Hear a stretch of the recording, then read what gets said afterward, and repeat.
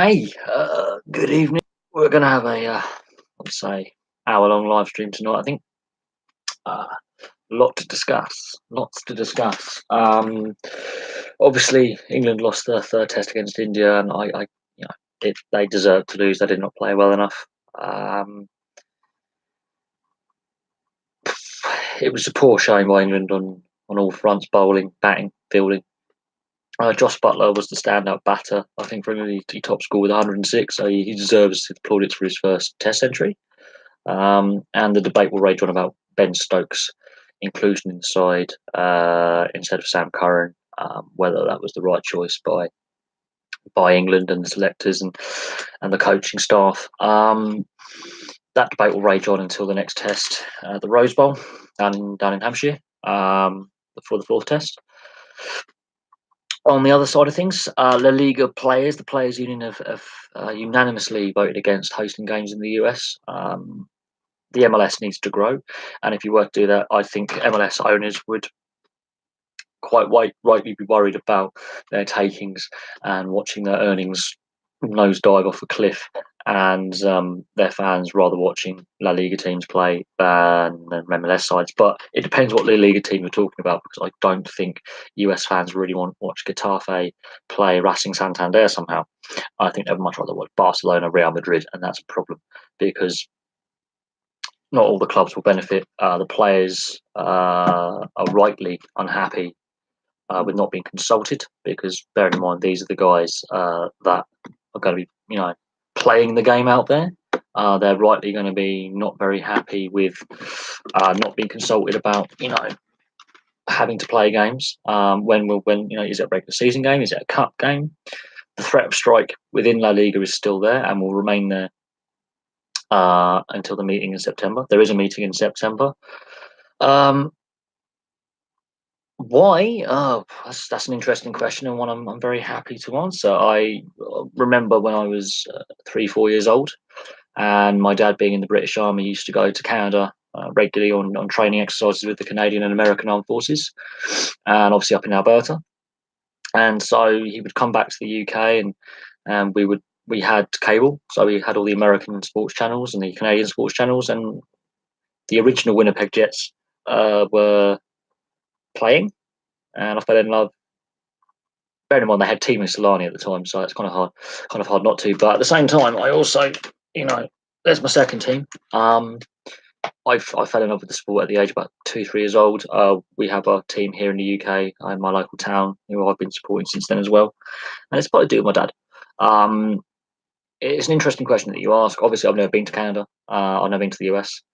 It's an interesting question to ask, though, because some of the teams I support in the various sports don't play in the UK. It's quite simple as that. I was very happy when the City got a franchise back. I felt that they never wanted the team to leave. Yes, there were financial reasons back in 1996 why they left. A lot has happened in the NHL since then. There's been 2 more lockouts, partly to do with money and sharing of the money and wages, and it did damage the league's reputation somewhat with some of the fans. We have another collective bargaining agreement not too far away with Seattle, the most likely city. I know it's not 100% confirmed, but we know it's going to be Seattle joining in the next couple of years. That's going to be really, really interesting to see what happens at the next collective bargaining agreement. Will the players be allowed to play at the Olympics again? Will the salary cap change? Will there still be a salary cap in place? Will the support of struggling teams financially continue? Will expansion continue? I think that Seattle having the league at 32 teams is perfect. I think you've got the right amount of teams for Eastern and Western Conference. You can still play every team at least once in a season on the current fixture list. You wouldn't have to change it too much. Anything past 32, it gets really difficult to balance out playoffs and fixtures. And of course, fans will be very much against losing regular season games against the opposite conference. So that's going to come up with a collective bargaining agreement. They're, you know, it's interesting. That's all I'm going to say on that. Yeah, no, the Jets. It is weird because I'm not the only Jets fan I found in the UK either. I found 1 or 2 floating around in the UK. I have seen a few Winnipeg Jet hats, jerseys, hoodies, t-shirts. I even found over here in the UK at a game. I found my fan mask. So I have come across. I live in Bracknell, so your nearest ice hockey team will be Peterborough. Mine's the Bracknell Bees. I live 5 minutes from the rink, so I'm very lucky in having a team right by my house. Um, but yes, I picked up that fan mask last season in about January time. I'd had my eye on it for quite some time from a guy who sells a lot of hockey memorabilia, and I picked it up for less than £20, so I was quite happy. But no, I think where the NHL has gone wrong is in the constant lockouts, and Gary Bettman hasn't helped in that because he has constantly stated that he has solved the issue of player unrest and industrial unrest and strike action, and he hasn't, because we've had 3 lockouts under his tenure, and he came in just after a player strike. And every 10 years or so, once a decade, we have player unrest and league unrest in sharing of the monies, expansion fees, how much the players get out of that, issues with salary cap and wage growth and all sorts. And I think, yeah, I don't think the NHL can afford, firstly, to lose the new Vegas fans, because Vegas have never had a top major league sports team before. They've had minor league sports. They've never had a major league sports team before. They've had a great first season. I think that was partly designed by the way that the expansion draft was worked and the amount of money they paid. They deserve a $500 million team. There is no way you can say that they didn't deserve to get a decent team out of how much money they paid, considering that the previous expansion fees were about 80 million. So there is that. Also, it's a dangerous risk. You risk alienating new fans to the sport, which Vegas have brought in. You risk alienating the worldwide fan base. But at the same time, in every previous lockout, NHL players have come to Europe to play. If you go on Wikipedia, it's one of the best articles on it I've seen. You just type in NHL 2004-2005 lockout and 2013 lockout, and you go down to overseas playing in Europe. It lists all the countries. Great Britain had a lot of NHL and AHL two-way contract players playing. Some were enforcers and some were depth players and some were actually skill players, and they went over here to play. And of course, their contracts were being paid by the NHL. So all we had to do as teams was house them and equip them. That was it. We had NHL players playing in British ice hockey in 2005. Some players stayed for a whole season, some stayed for a few games and were journeymen around the European leagues. Hello. Yeah, we are keeping well. I'm bored without hockey, but the British season starts in 2-3 weeks. We have the British ice hockey season starts pre-seasons next weekend. So I have, I would say, nine sleeps until I get to see my team play next Sunday in a pre-season game. And the regular season starts not long after that. So in the UK, our season starts a little bit earlier. It's just how it's fixtured by the league over here, and I'm really looking forward to it. There's some really interesting stuff going on. It's to do with how our sports are done. Our rugby union, our football, your what you would say soccer. Our season's already started when it comes to soccer. Rugby union's about to start, and ice hockey starts soon as well. And their class is the winter autumn sports, so they start soon. Is there any sport you don't like or don't watch? There's quite a few sports I don't like and don't watch. When I say don't watch, I will happily casually watch any sport at least once, even sports I've not even not seen before. So I would happily watch any sport at least once, and then I can make a determined effort whether I'm going to continue watching and pick it up, or I'm going to go, this sport isn't for me. I wouldn't say I don't like to watch any sport. I will give each sport a chance, a couple of viewings, and if I really still can't get into it or I find it too complicated, I will give it a miss. There are sports I don't particularly like, and that's for various reasons. But I wouldn't say there's one particular sport I dislike. I wouldn't say I hate a sport. I would say there are some sports I have issue with for various reasons, be it governance, player welfare, which I'll get onto the CTE question in a second, um, and some to do with corruption, which is putting me off certain sports. Like if you look at my top 5 favorite sports video I did a couple of weeks back, I explained the reasons why certain sports are lower down than you would think they would be with the amount of videos that I've done on them. The thing of CTE and concussions in hockey, it's bigger than CTE. I think it's all injuries. I think the NHLPA, I think they could put a fund aside as well. So the NHLPA has a part to play in leading the way here because the league are dragging their feet clearly. The NHLPA is the players' union. Um, I normally when you're a member of a union, you pay a union membership fee. Um, Part of that fee should go towards medical care for union members, which is all hockey players are part of the NHLPA if they play in the NHL. The AHL has a players' union, and the ECIHL also has a players' union that are all linked to the NHLPA. I think there needs to be a fund, um, uh, set aside where part of their subscription to the players' union goes towards medical bills, either when they're injured or after they've retired, because it's more than just CTE. It's also teams in the past, not necessarily all the time now. I mean, I did videos on Patrick Laine and Austin Matthews, and when Patrick Laine was flattened 2 seasons ago, but against Colorado, and he was not on the same planet um, as everyone else. He was not on this earth. It wasn't a head contact; it was hitting the chest, and the concussive impact going through his body was enough to knock him for 6. He was stood down for 9 games, and in that time, I think there was the All Star break coming up, so he had actually stood down for quite some time before he was allowed to play again. And that is the right thing to do. Is to actually doesn't matter if it's a star player or a depth player. You've got to, if they've got any sign of concussion, minimum period of time off should be about 6 weeks. A friend of mine was involved in a motorcycle accident with me. He hit the back of me. He didn't realise he was concussed at first. He went home, and 6 hours later, he collapsed basically in my arms, and we had to take him to hospital. And he was very seriously ill, and he had a small bleed in his brain, and he didn't realise for 6 hours. And he was not able to work for 8 weeks, partly because he also injured his leg and his hand, but he was very, very unwell. Yes, I did already answer the question about why I'm a Jets fan. It's to do with my dad and his time in the British Army, and he would go to Canada a lot. And of course, he went to Canada, got to see the Calgary Flames and the Edmonton Oilers play in the 80s and 90s. And then he would come back to the UK, and we would watch hockey on the cable TV that we had. And I fell in love with the Jets, the original Jets, and then the Arizona Coyotes. And then obviously the Jets came back.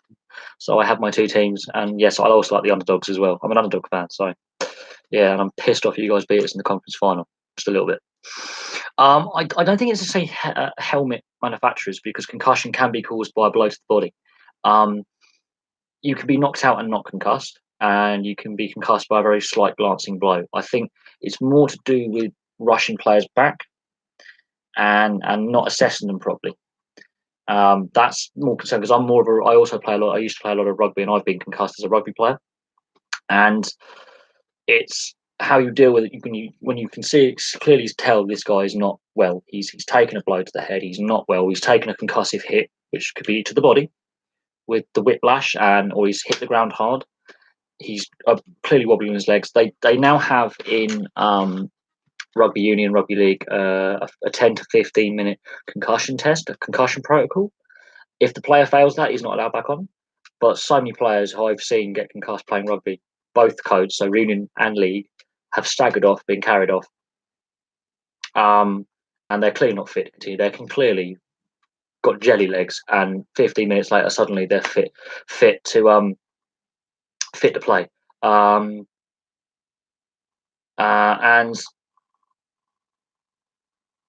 you know, it it's an interesting one because, as I say, I've been knocked out and not concussed, but I have had glancing blows and I am concussed. It all depends on the impact itself, the speed of the impact, and I've been also I've had teammates when I played rugby at school who weren't hit in the head who ended up being concussed because the sheer concussive impact, the shockwaves going through the body. But it's more than just concussion that the CTE lawsuit's about. I think it's about all injuries and not looking after players after they retire, because most players are not on the multi-million-pound contracts. Some of them are only on really average money, about $1 million, $2 million a year. You count taxes into that, that's not a lot of money. An English Premier League football player will earn that amount of money in a week. So ice hockey as a sport, and I call it ice hockey because obviously you've got field hockey as well. As a sport worldwide, players are notoriously underpaid for the physical abuse their bodies go through. The NHLPA and the other players' unions and the various leagues around the world should actually put money aside as a retirement fund or a health fund. That's basically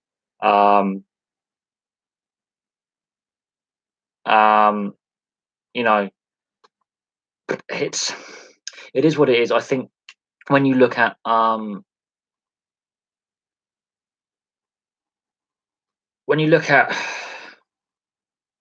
players retire, not all of them will have CTE. It's not every single player is going to have dementia and brain damage. Not every single player.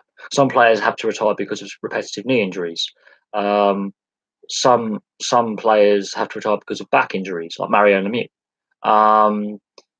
So, and this is carrying on because obviously, you know, I don't think CCM and Brown are the sole, you know, reason behind it. American football helmets have got so much more padding, and yet they have far more players with CTE. That's the reason why this lawsuit exists.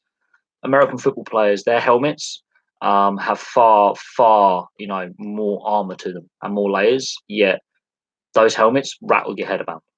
I mean, I'm a motorcyclist, so this is my motorcycle helmet, and we're talking about head injuries. That is designed with a lot inside to tightly fit your head, so you don't have that head rattle. If your helmet is too big for you, you're going to concuss yourself, or it's not going to protect you properly. So if you look at a motorcycle helmet, it is designed to fit neat and tight to your head. And look at those American football helmets. Some of them, they don't even do their straps up properly.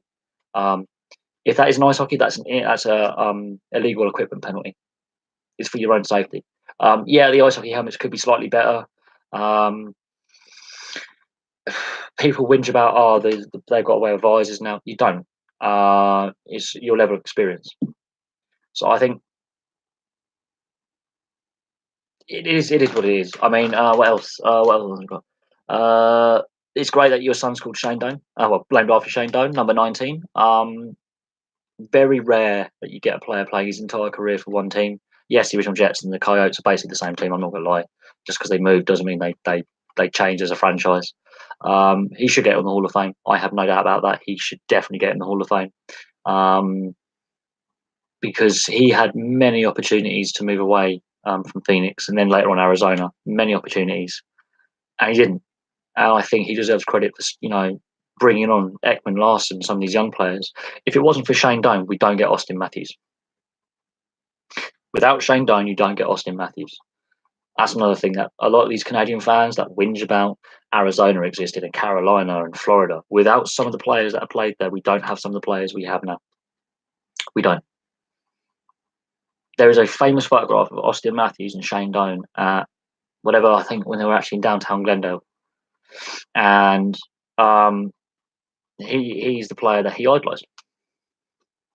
So without Shane Doan, you don't have Austin Matthews, and some of these Canadian fans, especially in the Toronto and Montreal markets, who really go on and on and on about the fact that expansion doesn't work. If expansion doesn't work, why Vegas do so well and get so many extra fans? Bums on seats, viewers watching, growing the game. Yes, there have been some catastrophes when it comes to expansion, and some of that has been in traditional hockey markets. Right. Okay. Let's. What else have we got? Yeah. No, I understand you wouldn't have any questions to ask if it was purely a cricket stream. I've done one or two where it's purely on one sport. I completely understand that, but I'm happy to discuss all sports with all people because because of this channel, Rangers fan channel. Yeah, he has now gone to an ice hockey game because we were discussing it on a live stream a lot, and he was like, "Where's my nearest team?" We worked out he's got Dundee and Glasgow. He decided to go Dundee for some reason, even though he lives in Glasgow.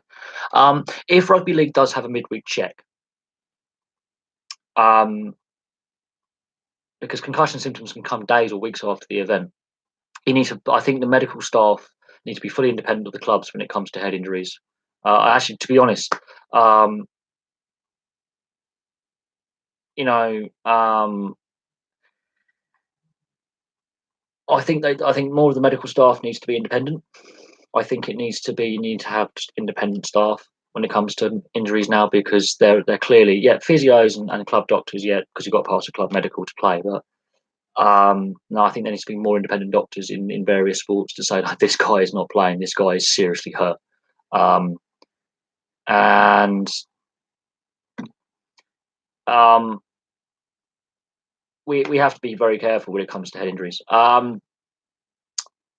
Keeg plays FIFA. Okay, I will do this once. You get a channel shout out. So if you're into football, soccer, there is a new guy's popped up. He plays FIFA 19. What he will do when it comes out. He plays FIFA 18 right now, which is a game on the old Xbox. I'm happy to give a channel shout out just this once. I rarely give shout outs to subscribers. I'll answer their questions. I will subscribe later on, mate. I want to answer. I'll keep getting these questions done. It's hard to keep up when there's a lot coming in. Back to the rugby league, I think it has been an independent doctor doing that midweek check because clubs can, some clubs are very unscrupulous, and it's come out about several teams in several different sports where they were rushing players back, over medicating them, and not checking what medical. Derek Bugard in the NHL, Minnesota Wild, they regularly failed him. The New York Rangers failed him. He died because of that. Yes, he had CTE, and it's been determined that his brain was wrecked, but there were other reasons why he also died. It wasn't just the brain damage; it was the physical damage to his body and being rushed back from injury after injury after injury. Um,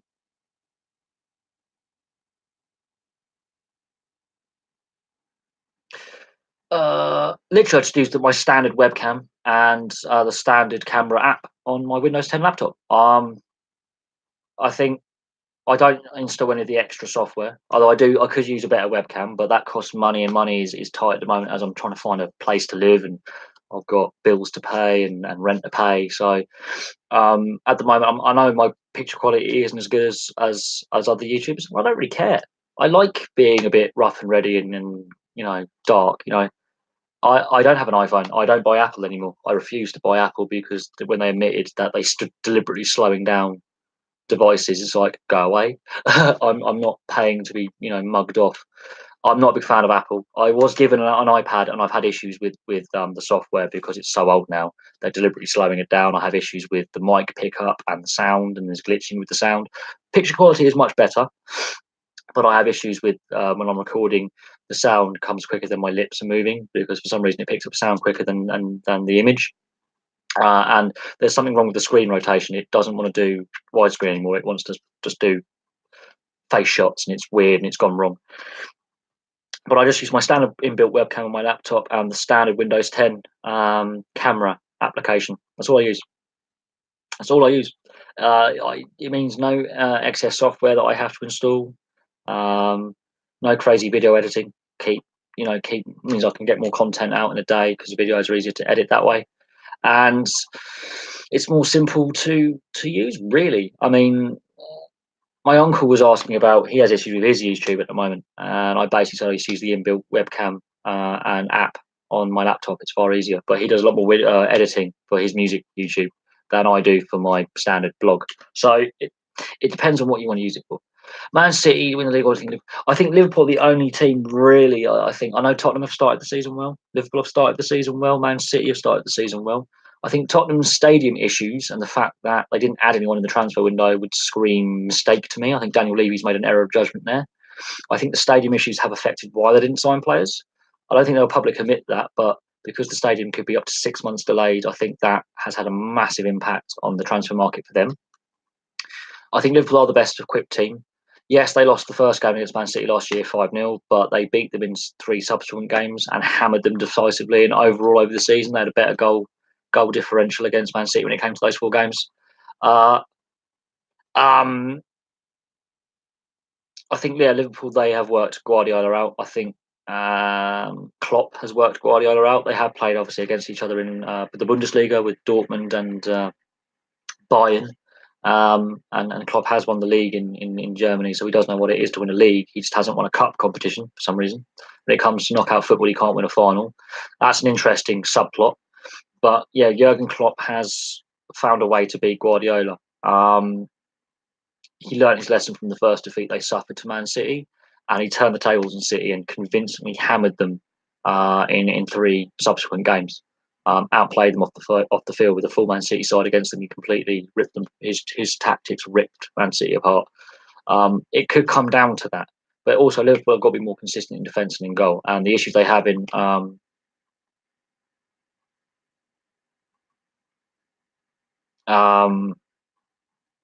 we'll see. Stasny not signing in Winnipeg. I am a little bit, but at the same time, if he had signed, we wouldn't have kept Line, Wheeler, and Shifley long term. We could have lost one, two, or all three of them. He wasn't part of the leadership core. He was a late addition to at the trade deadline. He came in, he did a job. He had a good run in the side, helped us in the playoffs. And had we signed him, I think he was asking maybe too much term, maybe too much money. Winnipeg is the smallest market in the NHL. It has the smallest arena. So we are making a profit, yes. We have money, but we don't have as much money in profit-wise and in salary cap as people realise. Because we've got so many RFAs and UFAs got to be signed in the next 12 to 24 months. I think Trouba got signed so we can trade. We could get Stasny back in a trade at some point if Trouba goes out the window. But here's the thing: Erik Karlsson hasn't been confirmed what's going on with him. So many teams will, when Karlsson is going to move, a lot of pieces will move around, and that could happen any point in the season. It could happen tomorrow. It could happen when the season starts, like we saw with Carl Torres and Duchesne and the Ottawa trade that didn't work out for either of the sides. And I think we'll have to wait and see what happens with Erik Karlsson. We have to wait and see where he goes. If he stays at Ottawa, then that negates any trade bait that any team have. I think Jacob Trouba will probably be on the way out within the next 12 months. He's dragged out his contract negotiations every season, which is a pain. Every time his contract is near for renewal, he drags his feet, which clearly will have an effect on the dressing room. I think if we do move Trouba out, we could get Stasny back. It frees up a lot of cap space. You get Line signed, you get Wheeler signed, you get Kyle Connors signed, things like that, Shifley. Then you can bring Stasny back in. Stasny is still young enough. But at the same time, will he fit into the Vegas side? Because we've seen with Thomas Tatar that he didn't really hit it off. And Shipashev, well, look at that, plays a similar role and didn't do anything.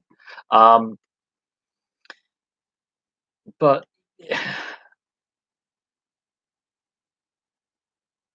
it is what it is. I think the Erik Karlsson thing is the big story because it's not happened yet, because the Dallas Stars and New York Rangers were allegedly involved in a three-way trade and they all suddenly went cold on it. Something is happening behind the scenes. We'll have to wait and see what it is. But I think it doesn't matter if Ottawa get a new building. I don't think it matters if Eugene Melnick doesn't want to sell the team or relocate. I think he wants out of that organisation. I think he wants out of that city. Even though he loves the city, I think he wants to go somewhere else. And Ottawa would prefer if he didn't go to an Eastern Conference team. He has to probably go. He will have to end up in the West. There are rumours that Vancouver, the Canucks, are linked to him. Any other 30 teams would happily have him in their side. He could fit right in. He's got that playoff experience. He's still a young player. He's not even 30 yet. So he's still very young. I think same age as me. I think he'll be a great addition to any side. He brings a wealth of experience, skill, intensity, leadership, and he doesn't have to be a captain. He can just be a player. That's the joy of it. Do an NFL team have in the UK happen? No, it doesn't. NFL Europe failed for a reason. There was a European League in Europe and it failed. The proposed sale of Wembley, that's gone suddenly very, very quiet. It was meant to be completed by now, according to Sahih Khan and the FA. Nothing's happened there. And with the if you watch my video earlier on the La Liga players threatening to strike over games in the US, I think it's less likely to happen now with a European League wanting to agree to play games over in the US and the players not being happy about it and the fans not being happy about it. Yes, there is an NFL fan base here, but then that means you've got to basically encourage every single NFL fan to ditch supporting the Green Bay Packers, the Miami Dolphins, the Washington Redskins, and buy into a London or British team. We did try a British NFL style league. It failed miserably. It was hopeless. I had one or two good seasons. It took off some of the popularity that with the NFL had in the 90s, and the NHL had with the Mighty Ducks film, and Space Jam with the NBA, because the North American sporting setup, a lot of films were being made about, like the Miracle on Ice, the Mighty Ducks film, Space Jam. Lots of films and TV shows were being made about American pro sports in the late 80s, early 90s. So that created interest over here in the UK and in Europe. And yeah, the travelling, the time zones, the currency difference, the tax rates. Because if a player is registered over here, they're going to have to be very, very cheeky about where they're resident. Because if they're here for one day too long, they have to pay tax. And our tax rates for high earners is higher than in the US. Plus, you get taxed for more stuff. We have a higher VAT rate. Our petrol costs are higher. Food costs are higher. You get less for your money than you expect. And the time zone travel and the TV. You would have to play a game in the middle of the frigging night at Wembley or at Twickenham. And the transport network in those areas is not perfect. The mainline railways are not 24-hour, and there's very limited 24-hour tubes and night buses. And I don't think the British fan base would want to watch. I think you see, I'm a Packers fan. Green Bay Packers haven't played many games over here in the UK in the Stadium Series, and with Tottenham having a massive foul up with their stadium, they also agreed to have two of the games over here in Tottenham at White Hart Lane. That stadium is now delayed, so you cannot have an NFL team in the UK if another stadium in London is wanting to host games and has signed an agreement with the league. Yeah, it's not to gain a franchise. It is a cash grab, basically, by the NFL, milking the European fan base, because fans from other parts of Europe fly into London because the pound is a stronger currency than the euro against the dollar. So you get more for your money. Not by much these days, but a little bit more for your money. And the ticket price is extortionate. I wouldn't pay that, because you've got to work out there's only going to be a minimum of 8 regular season games. Whereas in the Premier League or the Championship football, or the rugby union, rugby league, British ice hockey, you get to see half a season in full, loads of games, loads and loads and loads and loads of games of your team, and a season ticket is a lot less. So, it's a one-off event. And it's a one-off event, and therefore, it's a once-in-a-lifetime experience. I don't know. It's because the North American sports are franchise-based and European sports are club-based, where the fans have a lot of say in the running of a team or the ownership of the team. It's instead of a league-run thing, it's a federation-run thing. So there's another difference there. And if a team is struggling in European sport, it normally either goes bust or gets relegated. And the difference between North American sport is there is no relegation system. You stay in the same league at the same level. You don't, have to work harder to stay up. So you can tank. There's a draft system, relegation system. That's the difference as well. It's not in the nature of European sport to have a franchised sport. It's not. Even in the leagues that don't have promotion relegation, the clubs are still owned partly by fans and partly by private owners. But the league or a governing body sets the rules, not and own the league or give the operating license to the league. So if a team is struggling at one level, they may ask to drop down a level and play at a lower level to keep costs down. It is completely a different style of sport. But yeah, it is literally a pure cash grab. On that note, though, the Major League Baseball going to be playing games at the London Stadium next year. West Ham's now home in the summer, and of course next summer we have the Cricket World Cup. Now that's going to clash, no doubt about it. The ECB, which is the England and Wales Cricket Board, which is the governing body of cricket in the UK, won the rights to host the Cricket World Cup, and they wanted initially to play games at the London Stadium. And then Major League Baseball came in and said, no, we're agreeing to play some regular season games between the Yankees and the Boston Red Sox. So the only 2 teams actually benefit out of that. It's the 2 most popular teams because loads of people in the UK and in Europe wear Yankees baseball caps and Boston Red Sox baseball caps without ever watching baseball. So it gives a false image of sales and fan base to the two biggest teams in the Major League Baseball. Smaller teams don't get any money out of that, really. They don't get any exposure out of it. Just the big teams that already have the exposure. So it's a double-edged sword. But it is interesting. And a lot of interesting questions tonight as well. Really interesting questions. I think going back to taking games overseas, and I'm going to use the I'm going to use the oh god, I've got to turn around. Oh, I'm getting old. I'm going to use the whiteboard quickly. Okay, and I did a video on this tonight. Okay, let's get that crap off the board. Okay, let's see what colour pen. And I did a video on this tonight to do with La Liga. Okay, now La Liga is the top level of Spanish football. They have agreed 15-year deal.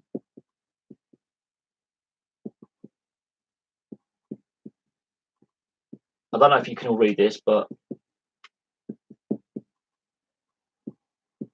I'm gonna have to redo that. Okay, they've agreed a 15-year deal. Okay, to play games in the USA, partly to do with media rights. Okay, Players Union, which is known as the AFE. Okay, that's the Players Union. Much like the NHLPA in the NHL or the NFLPA in the NFL, these guys, the Players Union in Spain, were not consulted on that. They voted today, and their answer was no. They voted no. They're threatening a strike. They also said this: because in Spanish football, the fans have shares in every club. They elect club presidents. So club presidents will have to look up and take notice, because if the players are saying no and the fans are also getting involved, they could be out of a job and someone else will replace them and take their wages.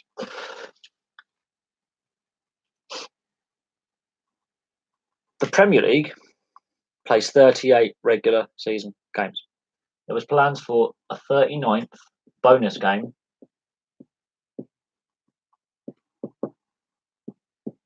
in USA. These guys, so you, me, that kind of stuff, the fans, so fans groups, so said this. They said, no, we'll stop. We will boycott games in the UK if you take it overseas. You know what looks really bad for live TV? Empty stadiums. The fans basically said, no, we're not having it. And now the Liga are going to do it. And the fans and the players have said, no. Why have a European competition in the US? Also, what happens to these guys? What happens to these guys? Does that grow the MLS by playing La Liga or Premier League or Bundesliga games? Do these guys benefit? No. Because fans, American fans, I'm not having a go at American fans because the game is trying to grow in the US. But who are you going to rather watch? MLS or this? Which are you going to choose? You're going to choose that. You're going to choose that. You're going to choose that. Every day of the week. Every day of the week. You'll choose that. There is no debate on it. Not even close. They can get more fans through a gate than the MLS can by a margin. No, it's not that. It's only going to benefit a few La Liga clubs as well. It's not even going to. It won't benefit. It won't. The only clubs it will benefit are Barcelona, both Madrid clubs. Maybe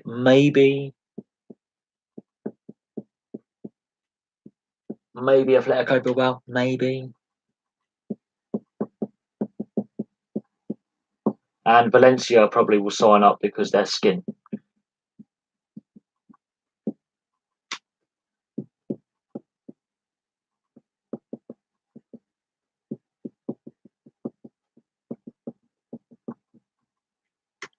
Only 6 teams will benefit from a deal that takes it to the US. There are 20 teams in La Liga. 20. You've got Real and Atletico Madrid, Barcelona, Athletic Bilbao, my Spanish team, Sevilla, and Valencia. They need the money the most because they're bankrupt. The others have money.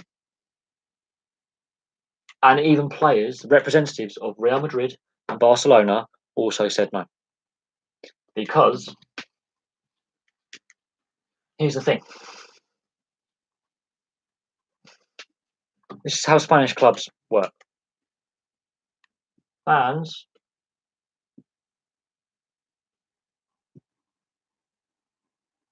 part of club. Every fan has a share in the club. Okay, every fan. They vote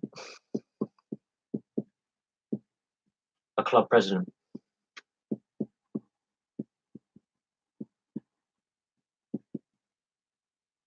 They vote this guy in.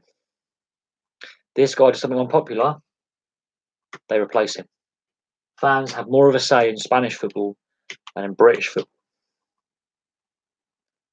And if we can protest enough that the 39th game gets dropped, imagine what these guys can do to that guy. They pay his wages. They also vote him in and vote him out. If that guy agrees with La Liga, he's out of a job. He gets replaced with someone who will do the job that these guys expect. Oh yeah, that's Spanish, Italian, Portuguese, Greek, sometimes French football. There you go. That is the dynamic of Spanish football. Is fans own part of the club. Every fan has a stake in the club. They vote for club president.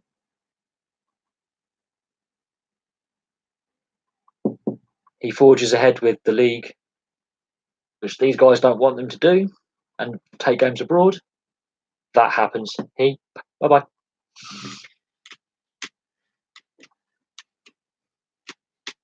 Many club presidents have been fired for various reasons because the fans don't agree with a sponsorship decision, a player transfer, a managerial appointment. Out of the job. And club presidents are on big money. The fans can vote them out of the job. It's great that it is interesting. I will get on to this last section here. It is crazy how soccer, as you would call it, as football as I would call it, is the biggest sport in the world. And yes, the Americans do have a decent side. They just didn't qualify for the World Cup this year.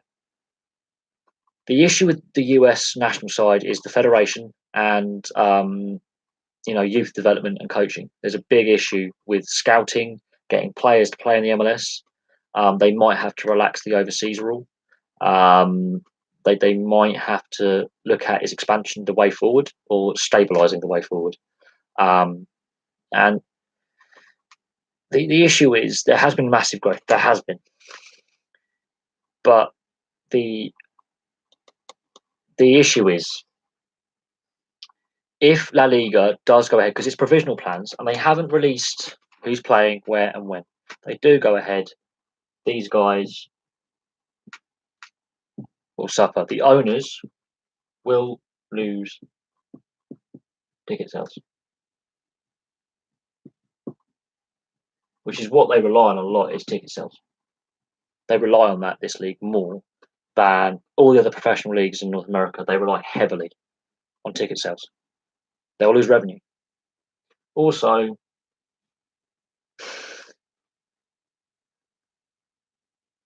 the Spanish players don't want to do it. But here's the thing: MLS is trying to grow. You throw in this guy. Oh, and this guy. Oh, and this guy. You throw in these star players from the three biggest clubs in Spain. Name me a current international player, international, an MLS side who's American. Name me one. There's the difference.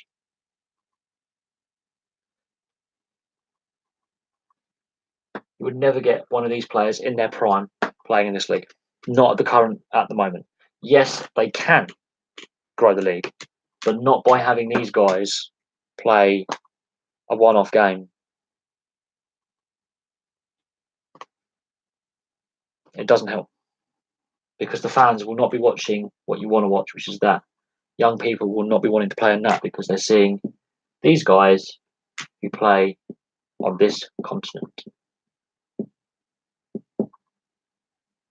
It will be the same as if a South American side were to do it. A South American league like Argentina or Brazil playing games in the US. The Latin American population of the US will have more understanding of a league back in the country where their family are from, like Colombia, Argentina, or Mexico, than that. South America is the second most crazy for football. Crazy for it. Their league is a very good standard. Not quite the standard of Europe, but it's a damn good standard.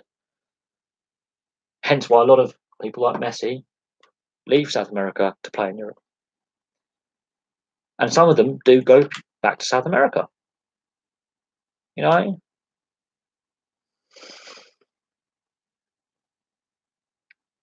It is what it is. The way to grow a talent base is to grow the participation to start with and bring the right overseas talent players in to increase the interest in their prime, not when they're past it. Wayne Rooney, decent player. He's not a Messi, decent player, well-known player, well past his best. It's a no-brainer. It is a no-brainer. You want to get players who are still physically able, right, at their best to play, because then the players around them will improve far quicker than a player who's past their best, who is still better skillfully than them. Yes, the MLS standard has improved, Mike, but it's not improved anywhere near enough to if you were to play a competitive cup competition. Let's say you got the MLS champions, Premier League champions, La Liga, Bundesliga, the French champions, the Italian champions, to play two groups of three, and then a knockout kind of structure with the top two, and then maybe get, I don't know, Brazilian champions and Argentinian champions to make it an 8-team little competition. Maybe the Mexican champions in there. Maybe I know another league from Europe. Maybe I don't know. It's a good league in Europe, decent league in Europe. Dutch, make it a 10-team competition, two groups of five. Bottoms, the MLS would come out last every time. They would. They would finish 10th out of 10th. I don't know how you do like a round robin type of thing, and then where you finish in the group is you play the bottom. Two groups of five in the summer, 2 games a week, one on Wednesday, one on Friday.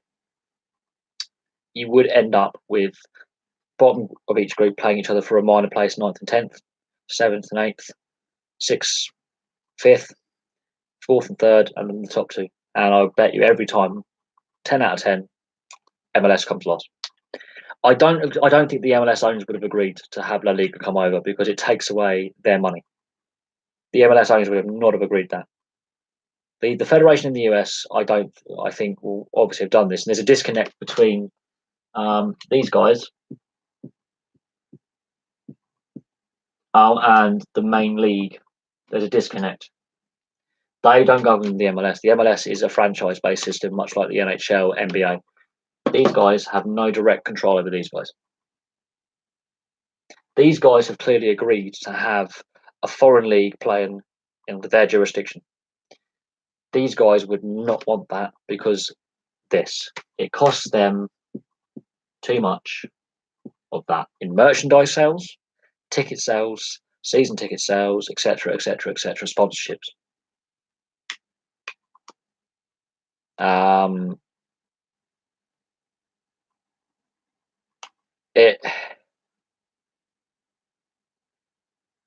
and yes, the MLS standard has improved, but I don't think the owners of this league want a rival league, and it is a rival league because it's football. You do have the World Club Challenge, and MLS teams do take part in that in the World Club Challenge. You know, the winners of each federation of like UEFA and CONCACAF in South America of their Champions League type competition. MLS teams compete in that. And if hypothetically an MLS team were to win, they would come against the UEFA Cup or Europe Champions League champions, and they would get slaughtered. So it is a rival league. Why would you have a rival competition in the same sport taking your money? These guys have signed up for this because they've got the World Cup, got this little thing in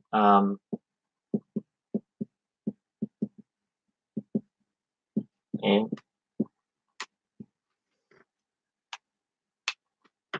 you've got that coming up.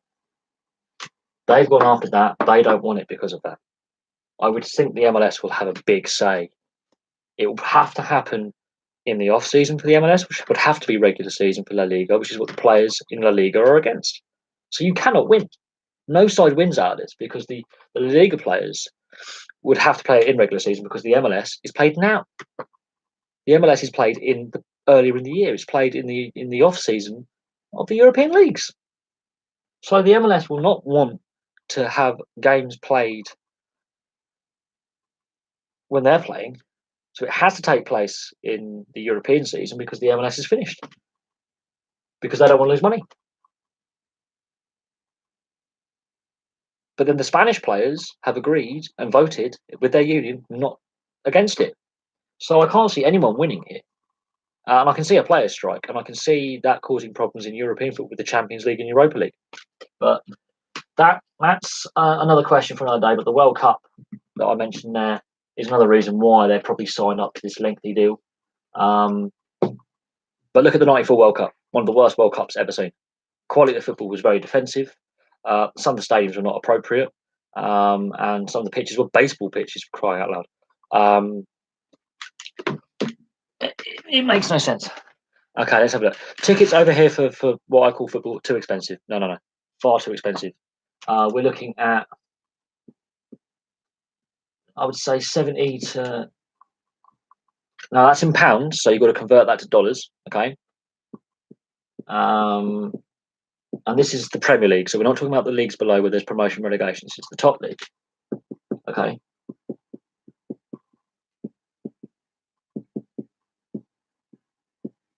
That's per ticket. Per ticket. And yeah, you get less for your money. We're because the pound is now weaker than what it was against the dollar. If you were to come over, you would get less for your money than you would have got 5 years ago, maybe 10 years ago. So you as an American coming over here, you will still get a lot for your money. But if you come over here 10 years ago, you would have got double for your money. And that's your rough. That's a 7, by the way. That's a 7. I've really balls that up. That looks horrible. I can't believe I wrote that. 1 second. Yeah. Are you asking about ticket price? I think it's about that now for a ticket. When I first started going to football, it was about that price for a ticket. In 23 years, that's how much it's gone up. The league now is smaller at the Premier League by 2 clubs. 2 clubs smaller, yet the ticket price has gone up. Which wasn't going to happen, but it did. Because we were sold lies. Lies, we were sold lies. What else? What's the next question? A one-off game, yes, you probably could go once a season. And that's a big issue in North America is a lot of fans can't afford to go. Yes, you can get more for your money because the dollar to the pound and how much fuel costs are a lot cheaper in the US. Canada is a bit different. But yeah, no, it is an issue. You would not be able to afford it, especially if you've got a large family. Especially, you would only be able to do a few games a year. I'm lucky that for me to watch my team play ice hockey, and yes, it's the second tier in British ice hockey, so the standard is not what an American would expect. We're looking at £12.50, which is, I think, $17 for a game ticket for an adult. My mate is in the army. He gets a discount. He's looking at paying $13 to enter. If you look at exchange rate currently, he gets money off because he's armed services. So they are saying in 15 years they do plan to hit 30 to 32 teams in the MLS. But here's a problem with that: they have done nothing except since David Beckham arrived in the league, but do this. It's all the MLS has done in the last decade and a half is expansion. That's it.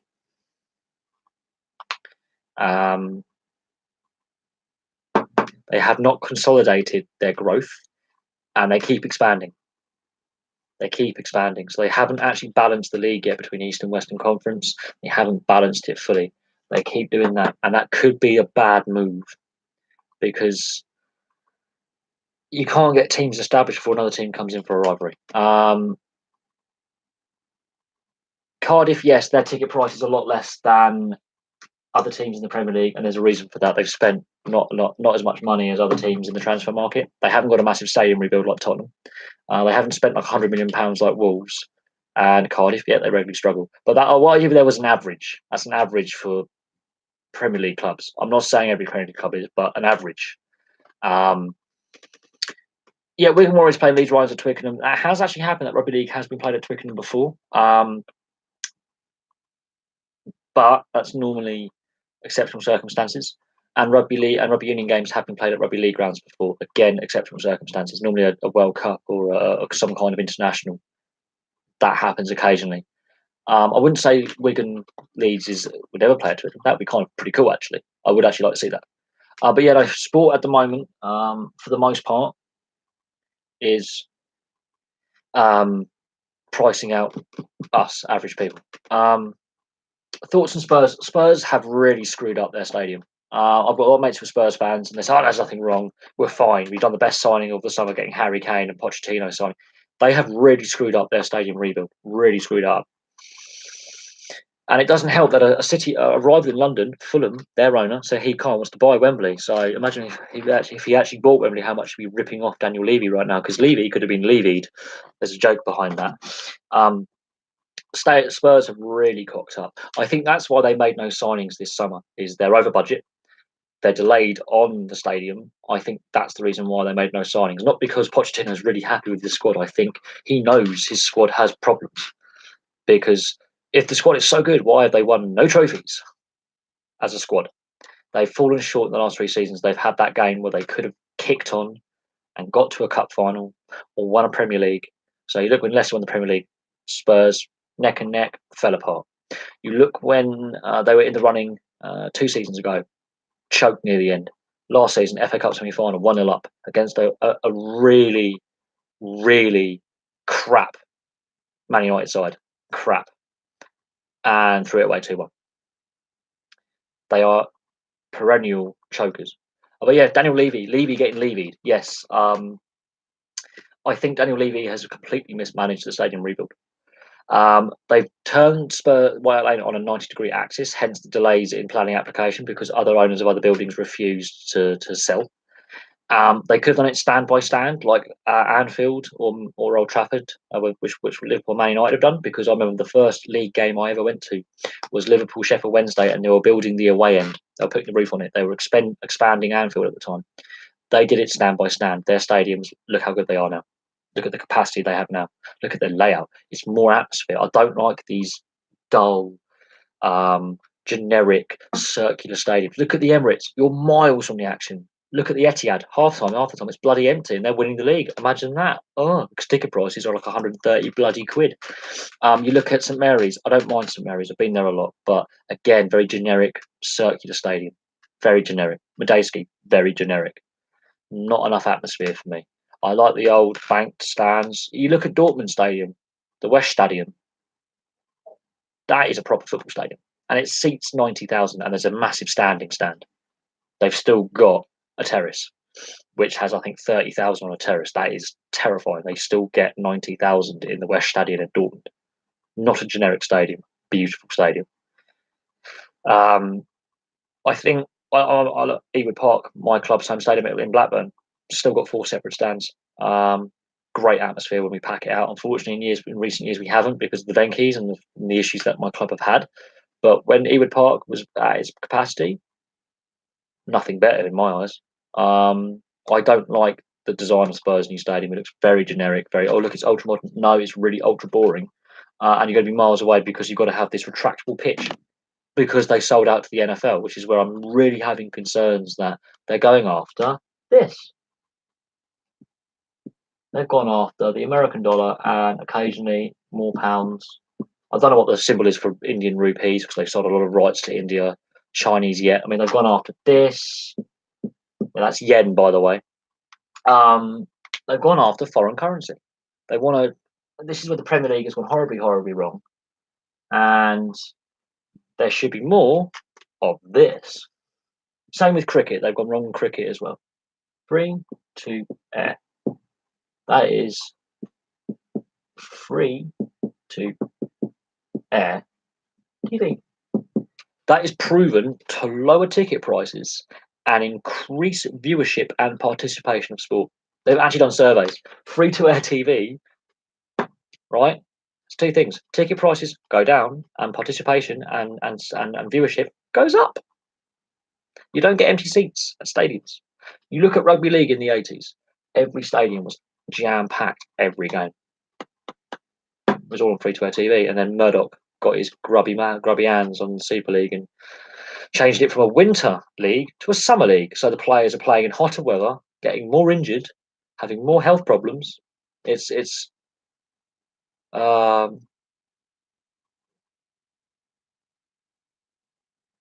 yeah. So Olympics, yes, Olympics is the Olympic legacy of 2012. Admittedly, in the last few years, it has slowed somewhat with pickup. But yeah, after the Olympics, participation and viewership and supporting of new sports went up. It went up. The fact that the UK had a very, very, very good Olympics in 2012 and 2016, and some good Winter Olympics in there as well, and in 2008.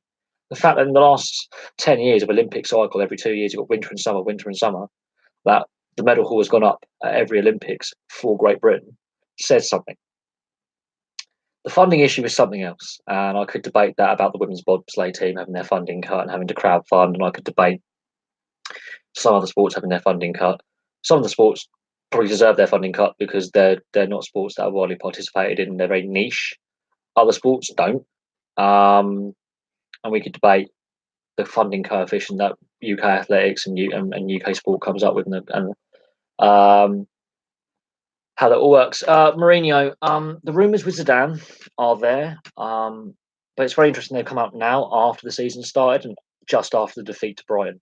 They weren't there before the defeat to Brighton. I think Zidane left because he couldn't be asked to deal with egos in that dressing room at Real Madrid. Star players were trying to run the show and undermine the manager and the board. And look at Lopetegui and what happened with Real Madrid. There's been a lot going on there. Mourinho himself and the Riolas tweets. I'm not going to go into an individual's tweet because trial by Twitter and libel and slander laws and everything like that. People do watch YouTube. Even someone with only 350 subs, people will watch. Mourinho, I don't like his style of football, but it does get wins. There's a reason why he's got. Look at his trophy cabinet. There's a reason why he's got that many trophies and winners' medals. Whether it's effective now, the way the game. Look at the World Cup. Defensive football did not work. Parking the bus in the World Cup didn't work. Attacking worked. Counter-attacking worked. Mourinho, I think he needs to adapt his tactics or retire. It doesn't matter if it's Man United or another club he's at. He's always been lucky with the big clubs, same with Guardiola and the budget he's got, but he didn't sign players. He's Man United, one of the wealthiest clubs in the world, couldn't sign a decent player. Fred, that's it. They've signed one player. There are players such as, Luke Shaw. Okay, he's had a lot of injuries. Bless Luke Shaw. He was very good at Southampton. He's had he's had some nasty leg injuries. He's missed most of the last 5 years. Right. This guy is allegedly not happy. He's attack minded. He can't defend. In that case, don't put him in the box from corners and free kicks. You want him hanging around the halfway line. Use him as an attacking threat, not as a defensive player. He's tall, but he can't defend to save his life. He's not happy. He's them, right? This is the transfer for this guy, and yes, they got him on a free because they really, really made sure they got this guy on a free. I've misspelled his name because I'm an absolute tit. I've misspelled his name again.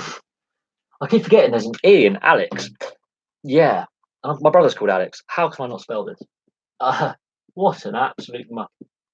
This guy. And how I feel that Mkhitaryan going to Arsenal has made them better. This guy who came to Man United made them worse. Honestly, I'm believing he did. That is an issue where it's gone wrong.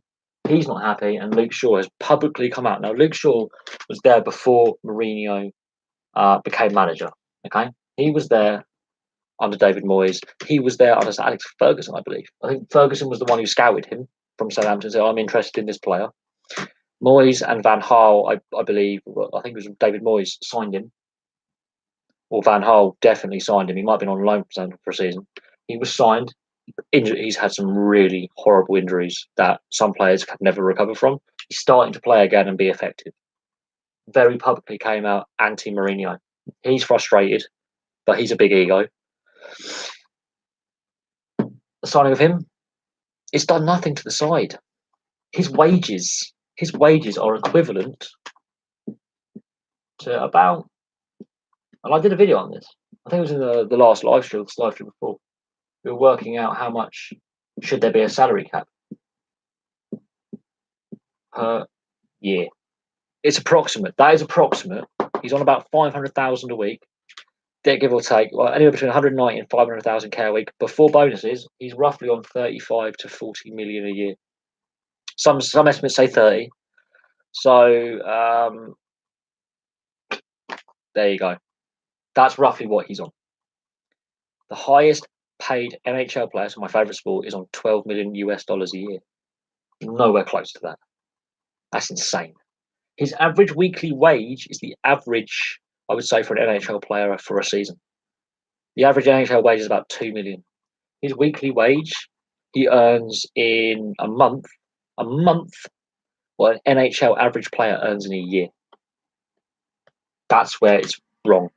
Overpaid. Salary cap required. Yeah. And I could argue a salary cap, and I could see why some football clubs would be constantly in breach of the salary cap and constantly docked points or fined.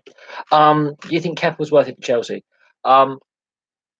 Well, here's the thing: Atletico Bilbao, haven't been challenging for top four in the La Liga for about 3-4 years. And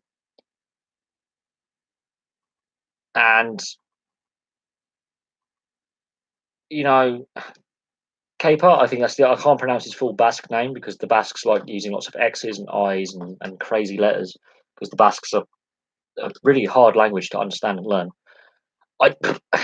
For that amount of money for a goalkeeper who's never actually played in Champions League or Europa League, no. Overinflated transfer market. For a keeper who's been playing for a club that has been in the bottom half of the table, sometimes threatened relegation, 70 million? No. I think that was paid 3-4 times as much as they should have for him. Good goalkeeper, yes, he's very highly rated. But the team he's been playing with and his form doesn't warrant that. If Joe Hart goes to Burnley for less than 10 million and he wasn't international, this guy's never played senior level for Spain before.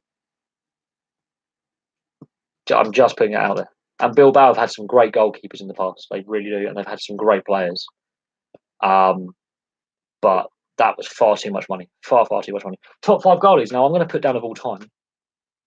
I am going to put down for all time. I'm not going to put down now because, to be honest, I don't think many of the goalkeepers now are of the same standard. I do think they're overpaid.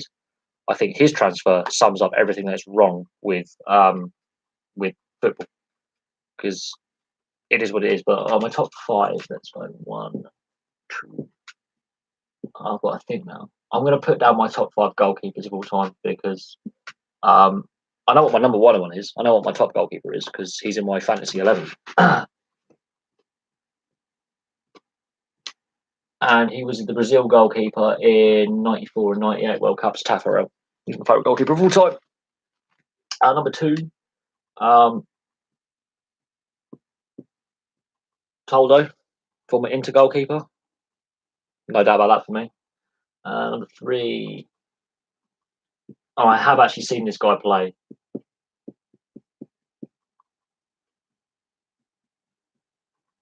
Rene Higuita, because there you go. Phew, as a Blackburn fan, I did see a lot of this guy when I was a kid. Tim Flowers, not gonna lie. He was the first English goalkeeper to win the Premier League because Peter Schmeichel had already won a couple at Man United. He was the first to win the Premier League as an English goalkeeper. International. He only got 5 caps. Great crying shame. And number 5, goalkeeper. This is really hard. Really hard. That is a lot harder than I thought for goalkeepers. Quite hard. And Schmeichel's not in the top 5, by the way. Schmeichel doesn't get the top 5. He's a damn good goalkeeper, though. Probably one of the world's best at his peak, but he doesn't get into my top 5 favourites. So, and all these, I mean, Tafarel retired, Toldo retired, Higuita retired, Tim Flowers retired. Oh, this is really hard. Oh no, I never saw Yashin play, so I'm going by goalkeepers I've seen play.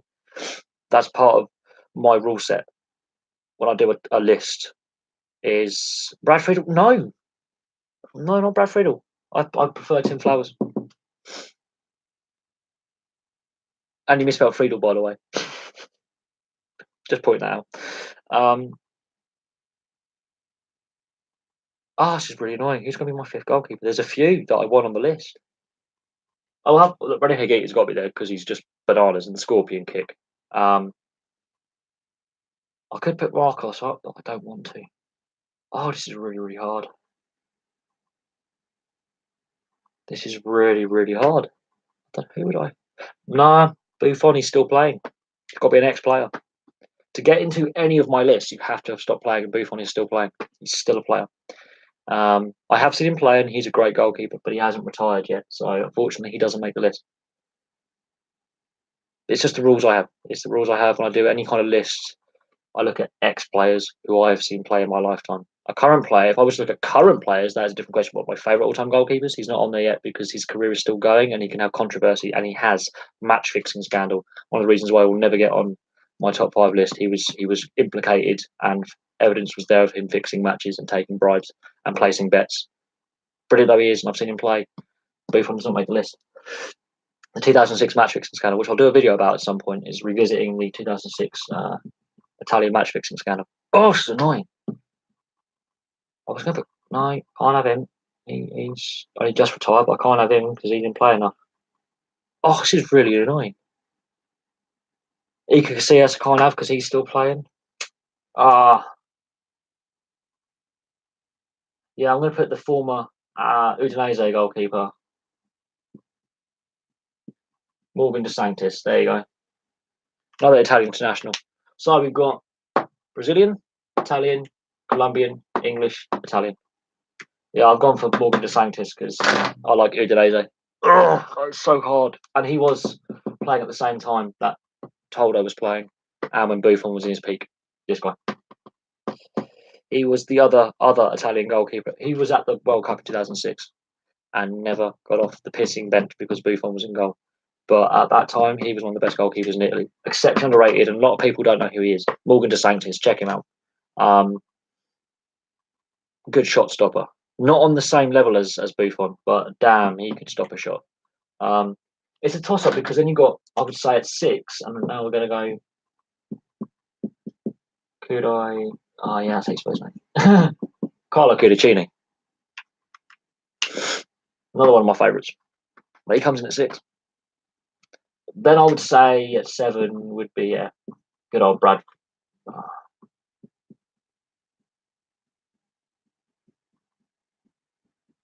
And we benefited by getting Brad Friedel because Liverpool didn't think he was good enough. Liverpool said, Brad Friedel, you're not good enough. I cannot believe, Liverpool let him go for so cheap. We got him for, I think, a free. Liverpool released him. Blackburn picked him up. He wins the League Cup with Blackburn. He's only, I think, major silverware in English football, winning the League Cup with Blackburn. It's a shambles that Liverpool treated him so badly. I'm actually going to go further. I'm going to go 8 and 9, 10, 8, 9, 10. I will do my top 10. I think it's wrong, and I don't think you can see 10 because of the reflection of the laptop. But you can't. It's really annoying. I would say 8. Shit. I have, because I've actually met him in person, and he's a really nice bloke, and he did play a lot for England. David James. Oh, this is so pissing annoying. This is really hard. This is really, really hard. This is not fair at all. I'm going to put Shay Given on the list as well, because Shay Given, at times, was playing for some really bad Newcastle and Aston Villa sides. Played for Man City very well, but at Newcastle and Aston Villa, he was playing behind some really, really shocking defences. 10, you're not going to see, so I'm going to have to put 10 over here because the reflection of the laptop screen, which you can see, which is really annoying, and I do apologise, but it's just the lighting in the room isn't great. Top 5 striker. Who would be my number 10 goalkeeper? This should be easy. It's really not, because I've got to be very strategic. But it's English. And Schmeichel still hasn't made it yet. And guess what? He still won't. Jerzy Dudek, for what he did in the Champions League final in 2005.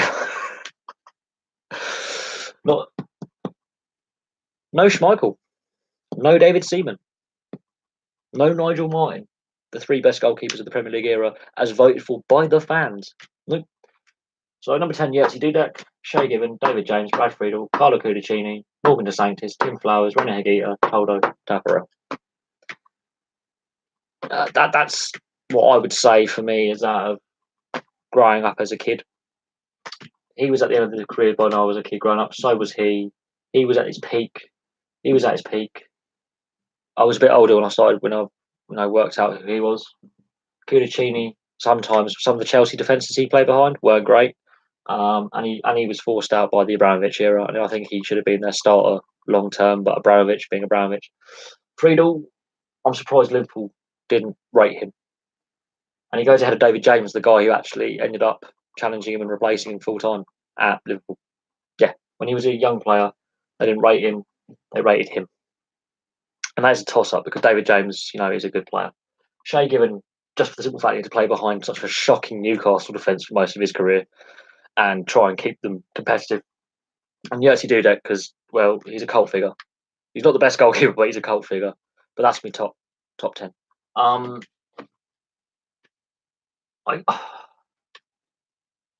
If you want to have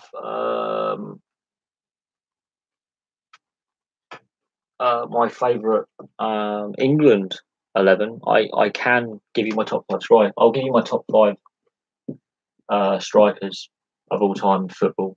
Number 5, I've already got him. No, he'll be higher. No, he'll be much higher. The top 3, I know who they are. None of them are English. Top 3. 5. Do I go Sutton or Shearer? Yeah, I'm going to go Sutton. Chris Sutton.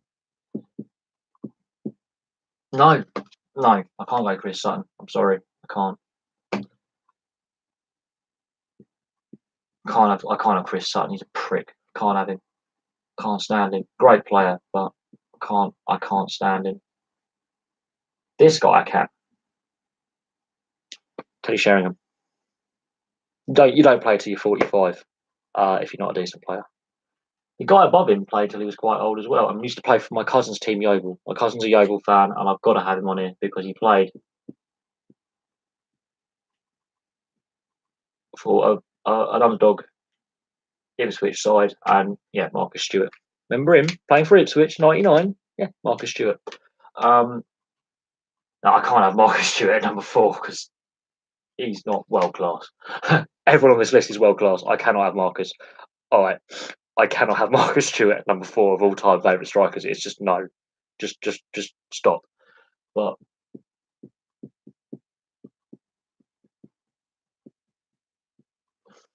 Del Piero at number 4. Not gonna lie,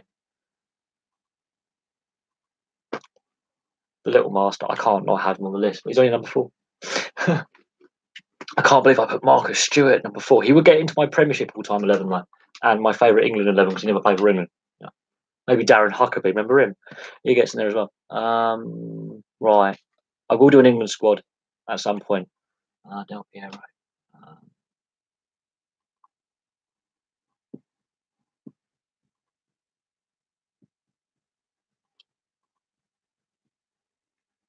Yeah, you got to have Hernan Crespo, and then you got to have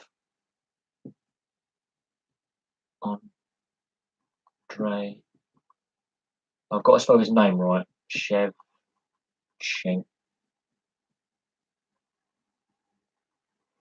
And then, of course, the one, the only.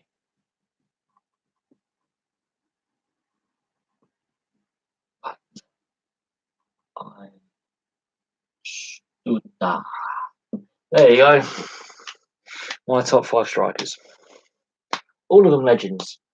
Only one of them has won the World Cup. Yeah. Ballon d'Or winner.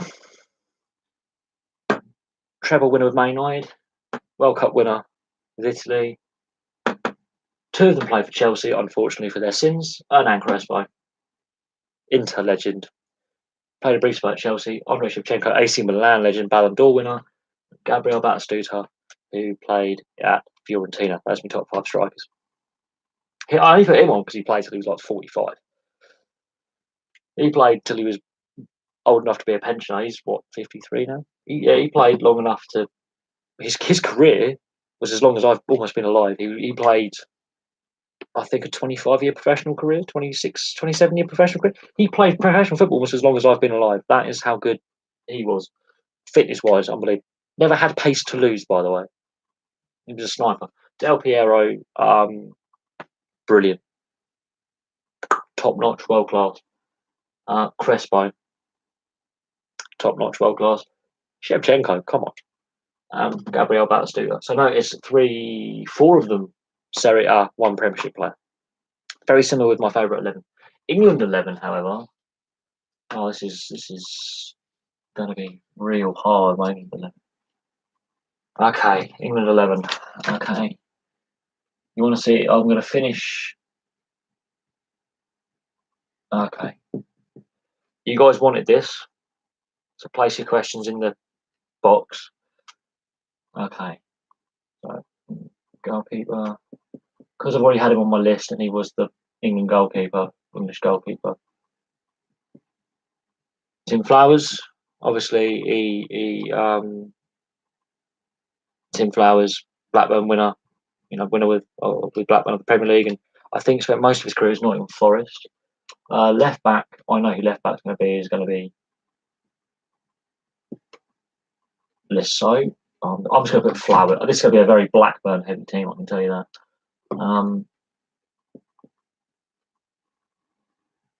Right, Flowers in goal, centre back, right back. Okay. Wayne Bridge, because he can play right back. And he hates John Terry more than I do. So there you go.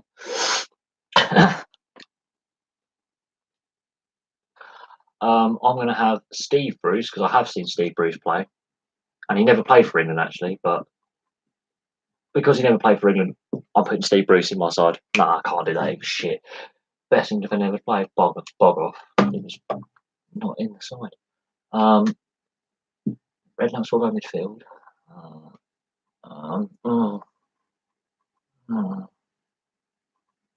This is a bugger. Tony Adams, there we go.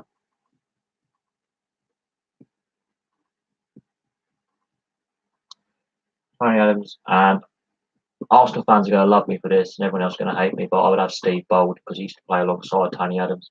He plays Steve Bold at centre back. Shit, this is so hard. You guys are buggers. Right mid slash wing because I'm going for a 4-4-2 because I'm being um I would say favourite system. You've got to have two up front, so 4-5-2, no 4-5-1, 3-5-2. There you go, 3-5-2. There's a weird one. I like weird systems. I would normally keep things simple, and then you can have that as your basis, and then have your plan A, plan B, plan C. So 4-4-2 is a great starting block, and then you can adjust as a match goes on. I don't think I have a perfect system.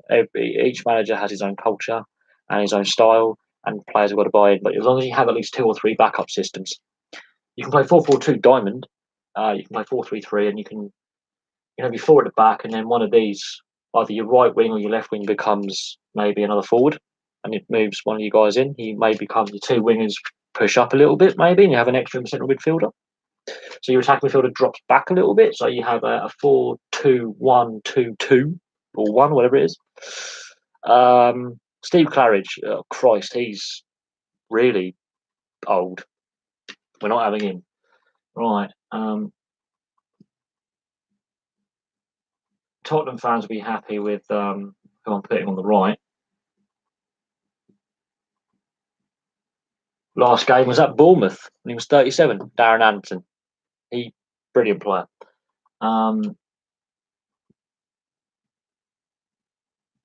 Oh my God. Even though I don't like him or his dad, Jamie Redknapp is going to centre midfield. Why? I don't know. Can't stand the Redknapps. Father like son, both twats. Hate them, but damn good player. That's the annoying thing. No, I don't have to have Jamie Redknapp in the side. We've got Tim Sherwood. Forgot about him. It'll make Tottenham and Blackburn fans happy having Tim Sherwood in the side, and then you can have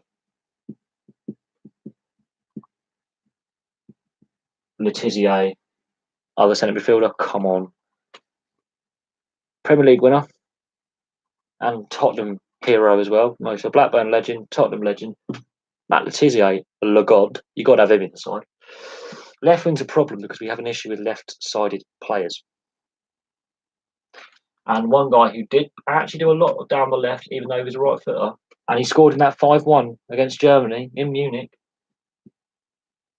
Not very good as a manager, I will admit that. As a manager, he's hopeless, but Nicky Barmby. Now, up front, well, Sheringham's got to get in there, okay, because I've named him as my top 5 striker. So we know Sheringham is one.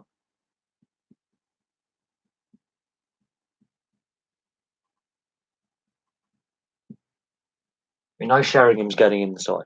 Okay. Other England striker. This is a problem. Because everyone's going to think Owen, Shearer, not Chris Sutton. He only played the one game and he never really made it at international level. Fuck. Ouch, it's so hard.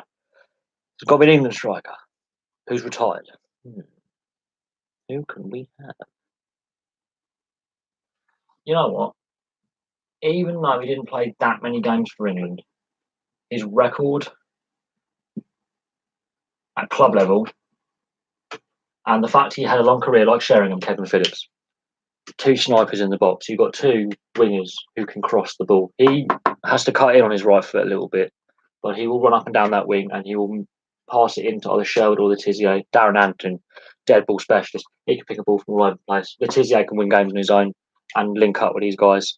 Not Ian Wright. He came to professional football very, very late in his career, and his length of his professional career nowhere near as long as everyone else on this board.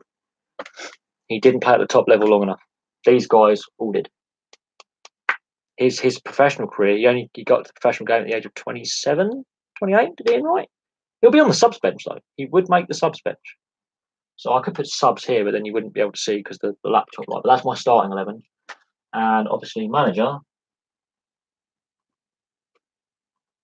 The manager should be the first name on the team list is Sir, oh yeah, Bobby Robson, even though he's now passed away, and it is a great shame, I would have probably the world's greatest Geordie, Sir Bobby Robson, as England manager. And Ian Wright, yes, I did see him play, but his top level or his professional career a lot shorter than all these guys. Darren Allen played till he was 37. Kevin Phillips recently retired, I think, at the age of 38. Sheringham went till he was 45. And down the play, Nicky Barmby retired mid 30s. Letizier retired earlier than a lot of people realise, but he played his entire career for Southampton. Sherwood, club legends, he retired, I think, 2006. I think he carried on that long. Blackburn legend, Tottenham legend, Wayne Bridge, very underrated. His amount of consecutive games at Southampton without missing a game, I think, is in 300 games at Southampton in a row. I was bold. Oh, look, I can't spell. Okay, I can't spell. All right. I know he's bald though. He never had much hair, did Steve Bold. And Lasso, FA Cup winner at Chelsea, Premier League winner, Premier League winner, Premier League winner. I think he won the Premier League. I think he was at Arsenal when Wenger came. Premier League winner, Premier League winner, Premier League winner, Premier League winner, Premier League winner. Back four and the goalkeeper have all won the Premier League. Premier League winner, Premier League winner. I think he won. I think Darren Anderson was still playing when Tottenham won their first League Cup in the 2000s. I think he was still at Tottenham. Kevin Phillips, top goal scorer in the season. But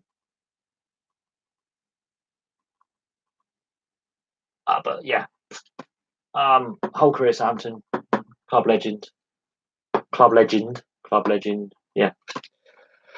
There you go. Oh, look, Ashley Cole doesn't get on the board because he's a womanising prat. But yeah, that's my England 11 for now. I can probably adjust it and have a look at possibly one or two different players in different positions.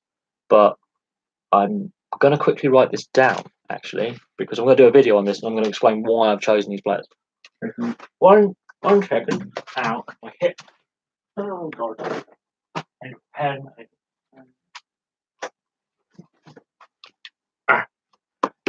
Got to take notes. While we're on the debate of staggered stop penalties, I think there is actually a rule where you can't actually physically stop your run up for more than a few seconds and then carry on. I think that actually is a rule. But yeah, here's my old notebook. You see, I've still got all the notes on the MLS in there. I've got notes on the Premier League. There's the foundation video on the Premier League that I did. We've got that's all my video ideas. So I still keep my old notebook, and I'm going to put this down in the notebook now because we've got all sorts of pre. Well, this is all pre-World Cup, so we've got cricket. Cricket players. So my favourite cricketing 11.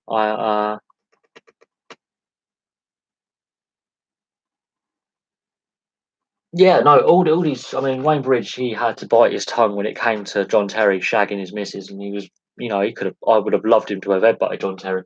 Tim Flowers only got 4 or 5 England caps. His career was towards the end, injury did him, but John Terry's antics, he refused to play for England while John Terry was captain. Steve Bold, hard as nails, and an Arsenal legend. Tony Adams, okay, had problems with the drink, but the way he battled back and he actually set up a charity to help athletes with drug and alcohol problems. So he's given something back.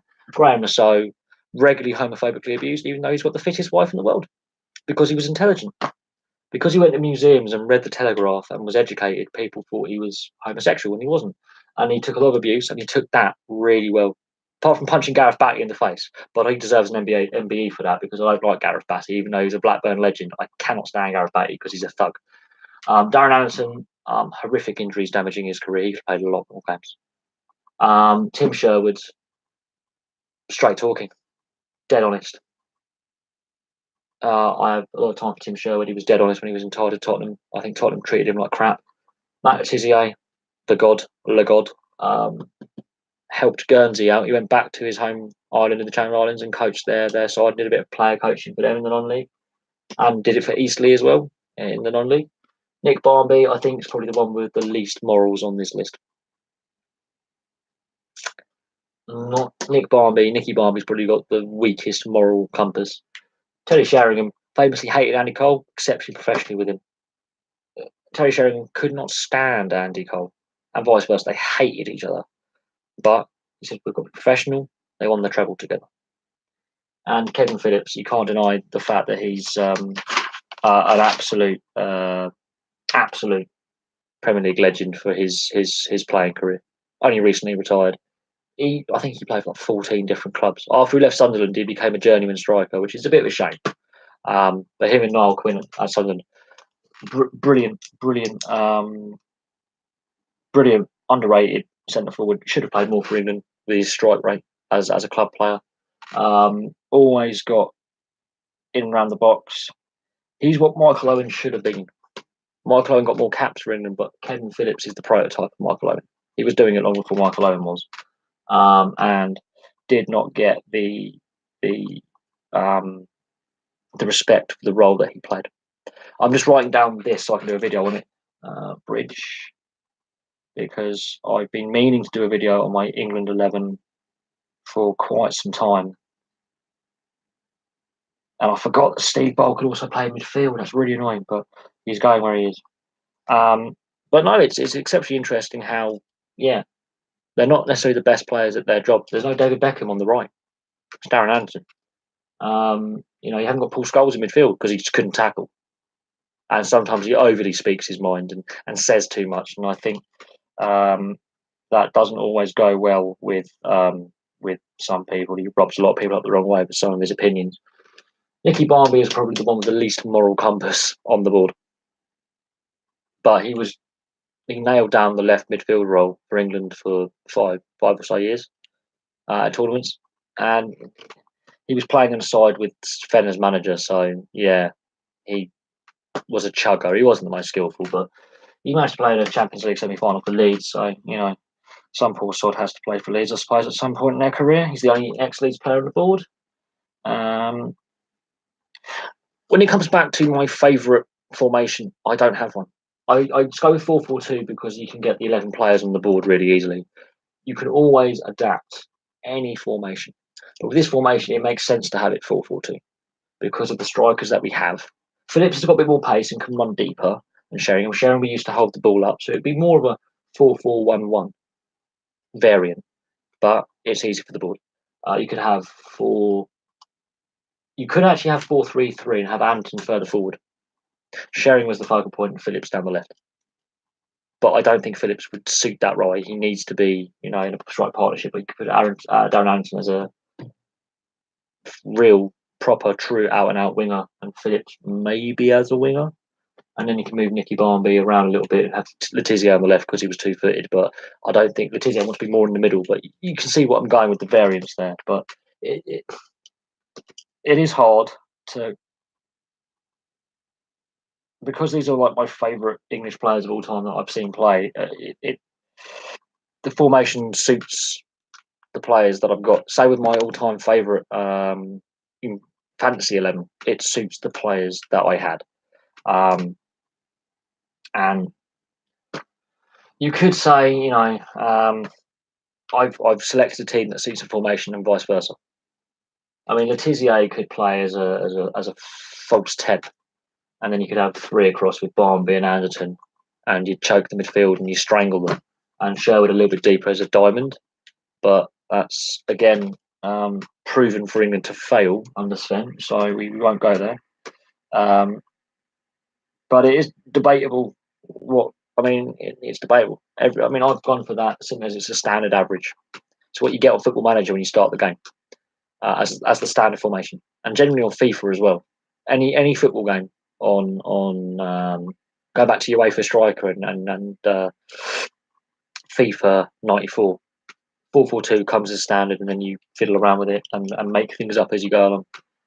And some managers come up with some really interesting hybrid systems. Really interesting. And have I spelled Letizia right? I think I've spelled it right. Yes, Letizia, I have an eye in it.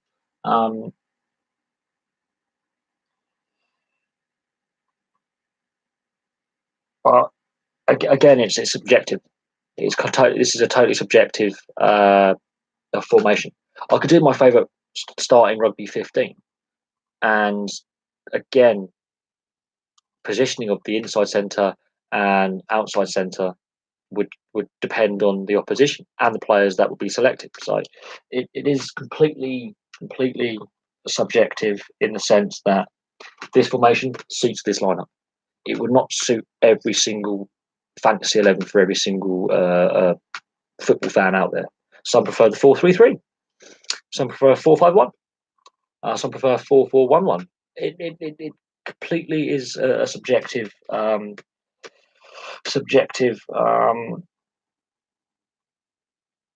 formation, really. Phillips. Got to have Kevin Phillips. If you bear with me 1 second.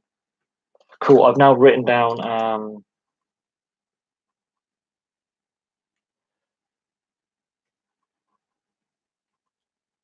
Cool. Right. I've taken my notes. Excellent. I'm back in the room. England's performance at the World Cup was beyond expectations. I think it was better than people expected. I think. I don't know.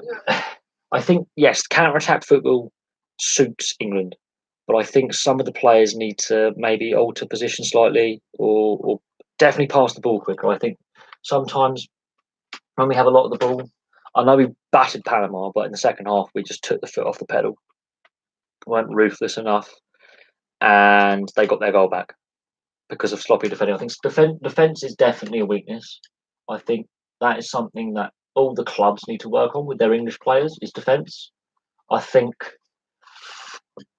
the formation worked, but I would much rather have a 4-3-3. It works better on the counter attack, and Gareth Southgate needs to come up with a plan B that's more effective than what we had. When we're sitting back and defending for long periods, we struggle. We need to be quick on defence, quick on the press, get the ball upfield quickly. And I think there were times where we did it a little bit too plodding, a little bit too slow. And as the tournament went on, we started to lose a bit of momentum, and we started to, again, in games, we're not playing for the full 90 minutes. There are still periods where they switch off, and it could be for 5 minutes, it could be for a whole half.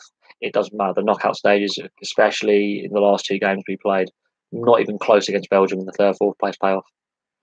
And Croatia handled the amount of extra time and penalties they had played, a lot of extra time and penalties, very, very well. They handled their squad really, really well, and fully deserved to get to the final. Fully deserved.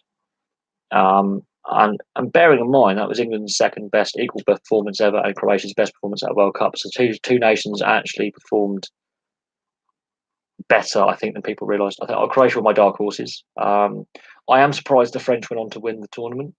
But the final was the second highest scoring final of all time. So that says something. Only one final has got more goals, and that is the 1958 final, which Pele scores in. It's narrowly pipped the 1970 final, which again had Brazil in it. And at least one of my predictions worked. All European final or all European semi-finals. The South Americans didn't do it anywhere near as well as 4 years ago. They really fell flat when it came to the knockout stages and playing in European World Cups. The apart from France '98, not great. Golden Ball. When it comes to awards and who gets what award, it doesn't matter if it's a league award or tournament award. Golden Boot, obviously, the top scorer is the top scorer. So Harry Kane got that. Golden Ball, it's subjective. You're more likely to win an award like the Golden Glove or the Golden Ball if you get to a final or really deep into a tournament. It's no brainer. The less successful your team are, the less likely you are to win any kind of PFA Player of the Year award, for example, or the Ballon d'Or. It's biased in that sense. Even though there's some brilliant players who possibly should have won the Ballon d'Or or the Golden Ball. Personally, I don't really have a view on it. It's one of those things. Individual awards, they're subjective, and they're normally voted on by the media for the most part, and the media have an agenda. I'm just going to leave that there on that one. The new international leagues in football. I think friendlies are completely devaluing everything. Every international should be competitive. You want to get to play at your peak. A lot of the friendlies were aimless, dull football. Aimless passing the ball around, aimless play, no pace, no intensity, no drive, no passion. Pretty soulless. I think yeah, they should have possibly gone down this road some time ago. So every time you got international breaks, play a little mini tournament between three teams, like a little round robin for a little award. Maybe more regional, like the old Nations Cup between Northern Ireland, Scotland, Wales, and England. Have those four nations play a little mini tournament. I think that would be a brilliant decision. Same with, let's say, the French, the Italians, the Swiss, and the Spanish, and the Germans playing a little, all the French, Spanish, Portuguese, and Italians playing a little regional little thing. The Germans, the Swiss, and the Austrians, and the Danes, the Scandinavians playing a little regional tournament. That would be far more effective, very similar to the Six Nations in rugby, than going with the ABC leagues. I'm not so keen on that per se. I would much rather the regions, so Great Britain, the British nations, the British Isles had a little regional tournament. France, Italy, Spain, and Portugal, like the Latin countries, the Balkan nations playing. Well, the Balkan nations probably would end in a riot, but in principle, yes. But the former Yugoslav republics, probably a lot of nationalism and real nasty football violence. But the principle of it, um, the Alpine countries like Austria and Switzerland and Germany, possibly Slovenia, having their own little kind of little mini regional tournament of four teams would make a lot of sense. But it, it's a debating point that we can discuss for for, for days. We have to see how effective it is over the next couple of years until the Euros come.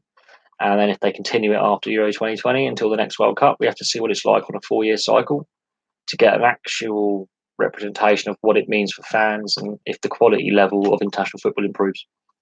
That's my personal view on that. Until um, we've seen a couple of seasons of it and a couple of international tournament cycles of it, we're not going to have an accurate representation of what we think it is.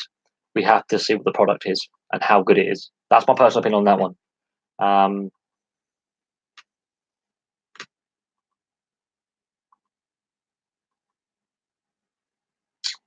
I think I did the England 11 with morals, apart from Nicky Barmby. So it's pretty much exactly the same. Just take Nicky Barmby out and put, I don't know, I would go for Owen Hargreaves in, and then you've got your England 11 with morals.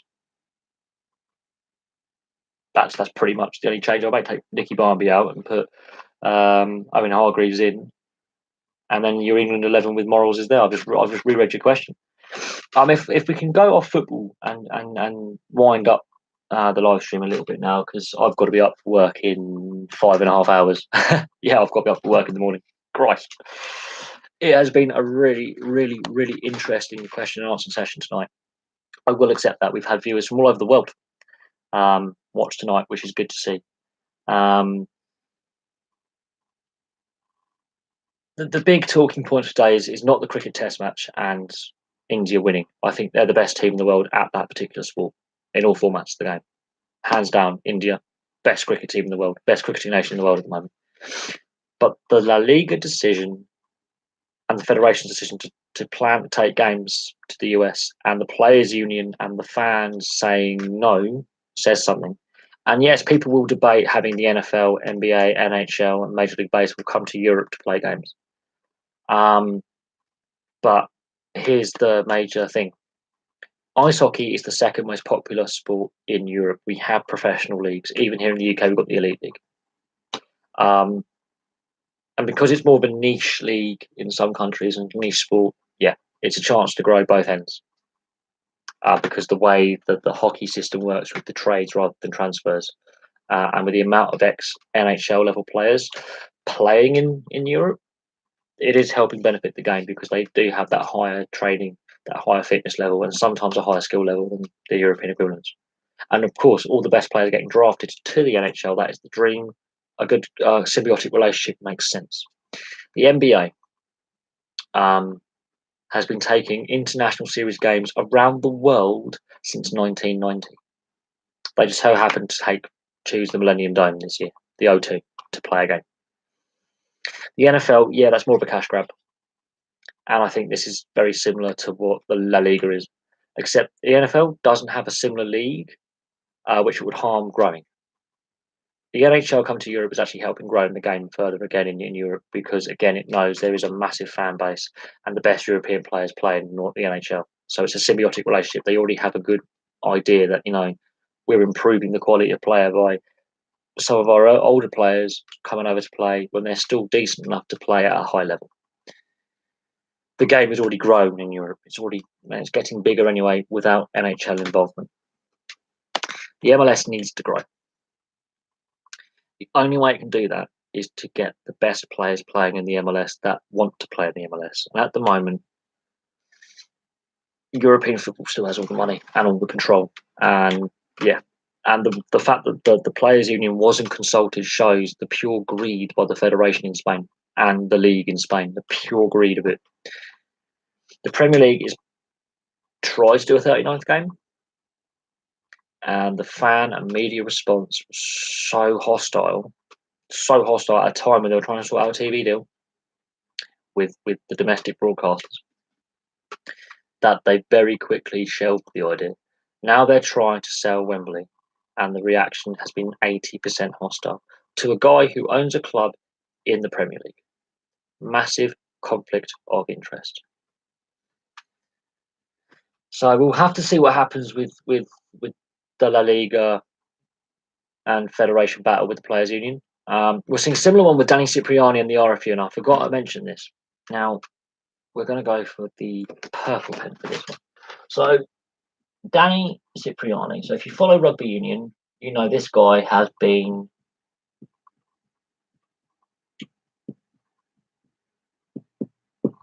a naughty boy. This guy been a very naughty boy. Punched a police officer in the face. So, yeah. He pled guilty in a magistrate's court. He got the fine, okay? We can debate on the fact that the legal system's gone soft, but anyway. His club, Gloucester, which I won't be able to spell right because it's Gloucester and I never spell Gloucester right. They discipline him. They fined him the same amount as the court fine. They said, well, we'll match that fine. And he has to do youth coaching as part of his punishment. He has to do community coaching. I'll get on to play for England again in a minute. But here's the thing. The RFU, who said this is a club matter because he was on club business, which he was. The RFU, okay, which he doesn't have a centralised contract. This is another important thing. So the RFU said to Gloucester, we are supporting you to internally investigate and punish him as you see fit, as the incident happened while he was under the supervision of Gloucester. He was on a training camp. Now the RFU is saying we are having our own internal investigation. Now, it wasn't an England-friendly tool. It wasn't an England test tool. It wasn't an England training camp. It was a Gloucester pre-season training camp and tool. And nothing to do with the RFU. They're now interfering in something that they said, yes, the club can... Yeah, now we take now Cipriani's out of it for the minute. There's now an issue with the Players' Union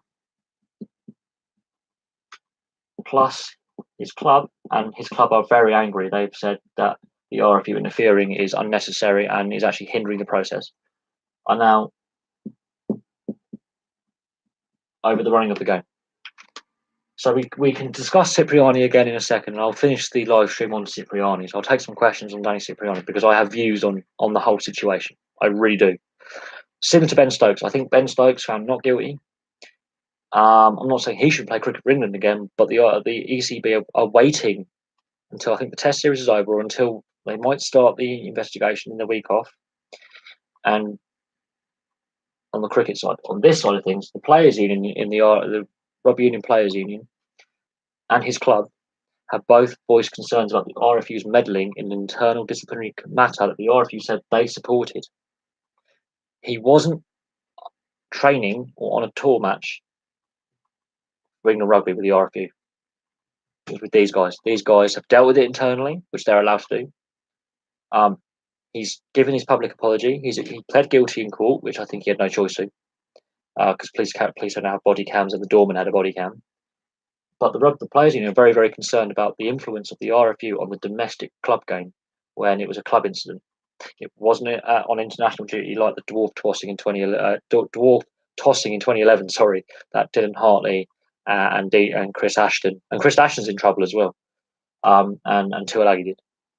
It's to do with the involvement of the RFU in the club game, and the club and the players union are really voicing their concern, saying you're meddling in something that you shouldn't be. You're over governing the game. It was a pre-season tour. He did something wrong, yes. Gloucester were told they are allowed to discipline internally, which they were going to do anyway, regardless of if it's the RFU policy or not, because he's representing them, not England at this point. And the RFU are interfering in an internal club matter, which has nothing to do with the RFU's disciplinary committee because he wasn't playing for England at the time. So that's now causing a debate between the players' union and the RFU over what rules are there for player discipline, code of conduct, etc. And a bit more than that, and who actually runs the game at club level. Anyway, now that we've discussed that, we can actually look at Danny Cipriani and his twattishness. And I went to boarding school. Okay, I went to Weddington College. I'm not going to lie about that. I went to public school for 3 years. I did. And my family decided to put me through public school, and it wasn't my choice. It was family decision. I was decent at sport, and I'm pretty smart, and the state system would have probably not suited me, and that's fair enough. And looking back on it, probably makes some logical sense. He's had a very good education. He's exceptionally gifted rugby player.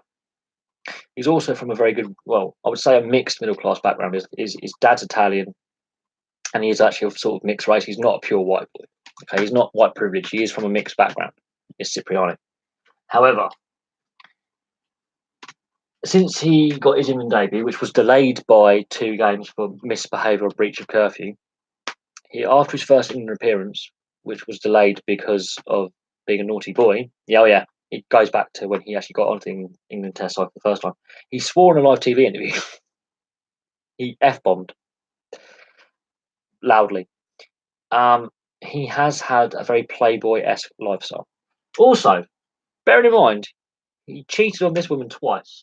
Okay, now she may not be the smartest woman in the world. She really isn't the most intelligent. I'm not lying. I'm not saying if you're cheating on Kelly Brook twice, if you are cheating on Kelly fucking Brook twice, yes, I F-bombed there, you are an idiot.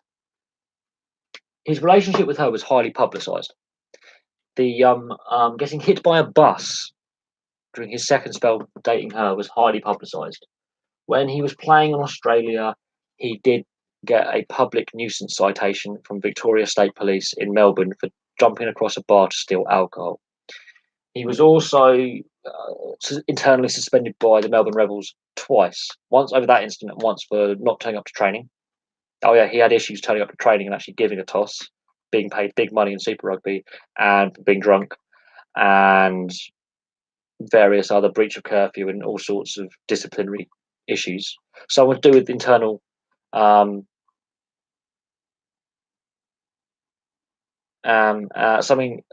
Yes, there were some internals within the Melbourne Rebels, so not turning up to training on time, that's an internal matter, fair enough. But yeah, breach of curfew, that's again a team matter, because you can go out for a meal in the evening, but if you're on a match night, let's say be in by 10 p.m, you might be in at 10 past 10. There is a rule. Curfew is curfew. You don't make exceptions, except if there's like a certain mitigating circumstances, and there wasn't in his case. Then you had the drink driving incident. There were 2 of them. Well, there was a speeding incident where he crashed his car, and there was a drink driving incident where he crashed his car into a taxi driver and injured the cab driver quite severely. And he got an 18-month ban and avoided prison, which I find remarkable. Because I've had a friend who got done for drink driving and crashed his car but hit a central reservation. And he pled guilty straight away. He phoned the police on himself, said, I've been drink driving, I've crashed my car. I'm not going to lie. My mate did that. He phoned the police on himself. He was in that much shock, he just straight away burst into I've been drink driving, I've crashed my car. And my mate was very lucky not to kill himself. He got a 24-month ban. Danny Cipriani got 18 and he injured someone. So he's a lucky boy. My mate almost went to prison, but Danny Cipriani really should have gone to prison for that. He could have killed that cab driver. He hit him at twice the legal speed limit. In a 30, he was doing 60 to 70, and he hit his car. Yeah, no, twat. His private relationships. He's bed hopping a lot with women. He likes dating glamorous women. And yeah, he has an issue with alcohol. Alcohol is a big problem. And alcohol, and I've done videos on alcohol and pro sports before, and why do some sports have a big issue with that? He has an issue with that. It doesn't help that he's a wealthy sportsman and well known. It doesn't. He's more well known than most rugby union players outside of rugby union circles because of his private life. But no, he's had so many. I do think he shouldn't play for England again. Personally, I think he's run out of chances. He's so talented, and he's wasting his talent. He is really wasting his talent. I think he's possibly underachieved. But what's annoying is the last 2 years at club level for Sale, he's played so well, so well. He's really honestly deserved his recall um, to the English side for the summer. Also, when his last little spell at Wasps, he was playing so well, but his private life has constantly derailed his chances of getting a lengthy run in the England side. And now he's nearly 31. He's 30, so he's older than me by a year and a half. He's nearly 31, so he's 2 years older than me. He is running out of chances. There is no way that he can keep doing this. There is absolutely no way. He's really running out of chances now. I think he might run out of chances. The fact that the RFU did their own investigation, even though he wasn't on in England camp, is worrying. Um, they've had an agenda against Cipriani for some time, but his personal antics don't help. The um, the pub crawl in Leeds where he got hit by the bus when he was playing for Sale, I think sums up his life. I wouldn't be surprised if he is the next George Best. I'm seeing parallels with George Best, football player. Heavy drinker, womanizer, well known for his private life. Didn't play as much for Northern Ireland as he should have. Never played at a World Cup, same as Cipriani. We are seeing parallels in a different sport and different eras, but I can see a George Best about Cipriani and an early death. The playboy lifestyle is going to kill him. It's definitely going to kill his international career. His club career had actually so improved so much, and Gloucester need a number 10 to be the playmaker. So he is going to be the main man at Gloucester because they're not the team they were. They're a rebuilding team. To put him in there to run the show, he could easily take them from lower mid-table to top four. He could, as a player, and he's destroying his international career not by his performances on the pitch, but his antics off it. And but you got to look at Australia and Israel Folau and his controversy at the moment. What do you do as an international coach when you've got a star player like that who could be the star player in the World Cup, or a star player in the World Cup, sorry, who's exceptionally gifted, but is damaging not only his own career but his team's career, his team's chances at a tournament or a team's chances in a test match. It's like Ben Stokes. Ben Stokes, he's had a lot of alcohol related incidents, and he's also mocked the disabled. So there are points where you're going, is this really what you want to do to get young people involved in the game as a role model? Because at the moment, youth crime in the UK is really bad. We've seen 5 shootings in 3 days in London. We've seen further stabbings in London. You want to get these young kids away from gangs and involved in positive activities like sport or anything, something that's positive. And you're having these guys who are getting paid a lot of money doing what these young kids are doing, which is violent activity, which is fighting and getting away with it. And it's just not the image that sports want, especially when there's a battle to get that target audience, which is the next generation into the sport.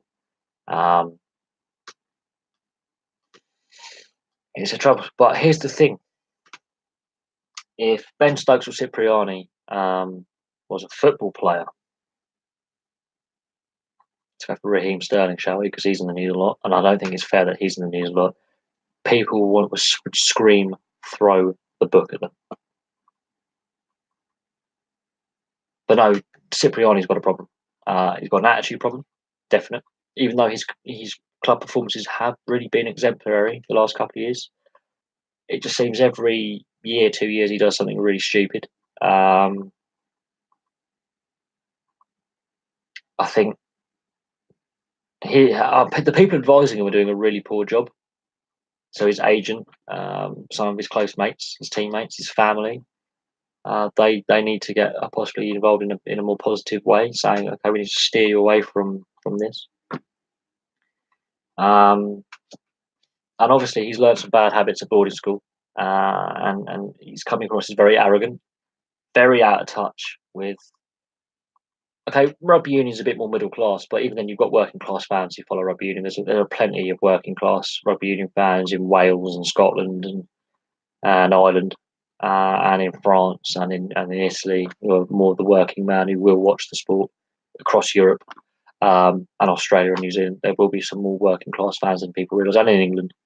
But it's primarily a middle class sport, traditionally anyway. Now it's professional, it's a bit different, but traditionally it was. He's coming across as arrogant, out of touch, disrespectful. He's been given so many opportunities. He was given a lease of life, when he was first put in the test wilderness. The Melbourne Rebels offered him a lease of life to at least challenge him in a different style of rugby and give him a chance outside of the pressure cooker of English rugby with the media attention. He's not going to be known in Melbourne. Melbourne Rebels rugby union is not the biggest sport in Australia. It's rugby league and AFL, and he managed to screw that up. So yeah, I think he's possibly running out of chances. Eddie Jones won't stand for it. I think what's happening is rugby union and cricket are starting to really get to grips with the major problem that is the party culture, and rugby league has got to do the same. The alcohol culture, the party culture. I think they're starting to accept this has got to change, because there's been too many incidents over the last 2 to 3 years in those three sports of rugby league, rugby union, and cricket to do with alcohol and drugs, and the party drugs. So not steroids, but we're talking full blown narcotics. Cocaine, speed, ecstasy, cannabis. So party drugs and stimulants and relaxants. That so many of these players get caught doing cocaine or drinking or whatever. That it's making it more public awareness that there's a problem there, and it's bad image when you're trying to get young kids involved in sport, trying to get more families watching as groups, family groups watching rather than just individual men, rather than a bunch of mates going to a game. You want to get the family to go to the game, get more women to watch, and you get these headlines of Cipriani, uh, you know, punches a female police officer. Ben Stokes allegedly homophobically abuses two gay guys, or allegedly defended them, but we could go for the Tompkins brothers, Sam and Joel Tompkins, are verbally abusing female bar staff at a pub in Wigan. That kind of thing doesn't look good when you want to attract sponsors and attract fans. Anyway, I'm going to take a couple more questions if you've got any, and then I'm going to wind it up. So if you've got any more questions, get them in now. I'll take a couple more, and then that's it for me. I'm going to go to bed because it's 11:30 and I'm knackered and tired. This live stream's been going for 2 hours now. So I really appreciate all the questions, though. I really do. It's always great having. Okay, no, that's fair enough. You come up with some really interesting questions, and yeah, you've listened to not only me talk about, let's say, your favourite sport, but all sports. And I like giving that some thought, and it's more of an open debate then, because you can look at the issues in all sport; they're all very similar. And yeah, Cipriani, doing what he's done in rugby is moronic, and Ben Stokes was a very lucky boy because of the fact he got charged with the fray rather than one of the ABH or GBH. I think saved him from prison, because it's hard to prove in a court of law, and I've discussed that before. So yeah, it's really interesting. But had Ben Stokes or Danny Cipriani been a football player and a Premier League football player, what do you think? Any more questions at all? I'll take one more question, and then I'll call it a night. One or two more questions, because I bet you as soon as I plan to go off, people people will start popping back into the chat. I'm like, I'm about to end the stream. That has happened before. I've said I'm going now, and I'm about to like wind it down, and then out of nowhere, like 5 or 6 people turn up. So I will take one more question if anyone's got one. And if anyone's got a question, please feel free to ask it before I go. Even if it's a quick one, I will be happy to give a quick answer. Because I'd rather end it at past, so a couple more minutes. I like ending on even numbers. I'm really weird like that. Can't be an odd number. It's got to be an even number. So past. So I'm happy to take one more question if anyone's got any. I really am. And if anyone hasn't, then I will say it's been a pleasure, answering your questions again. And yes, we have hit. Okay.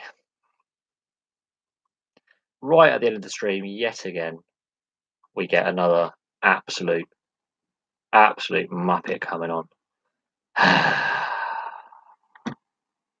Really. God.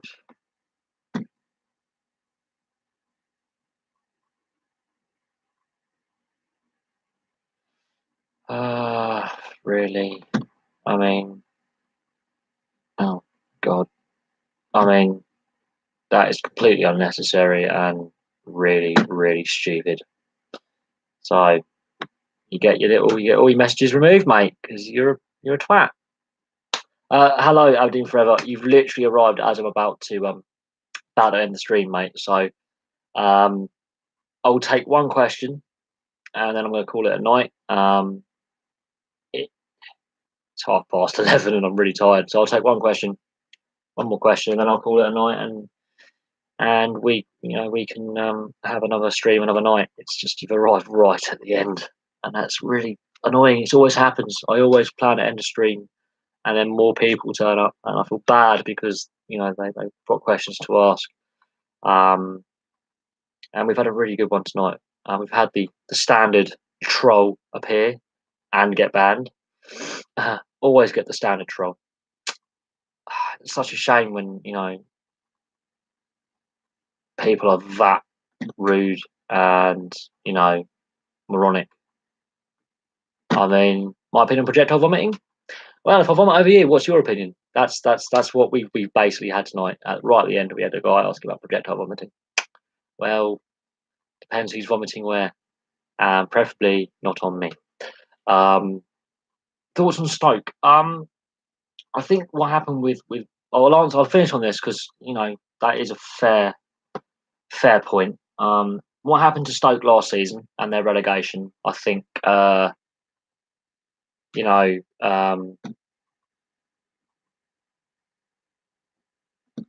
is what it is. I mean, they didn't get the transfer market right. They didn't get player retention right because they did let players like Arnautovic go, and that I think was a mistake on their part. I think they didn't build the right squad. I think they allowed some players to leave they shouldn't have, who were possibly a bit more crucial than they realised. I think not holding on to Arnautovic. I think Shaqiri never really fulfilled the potential he should have for the club. I think the goalkeeping issue. Butland has been injured a few times.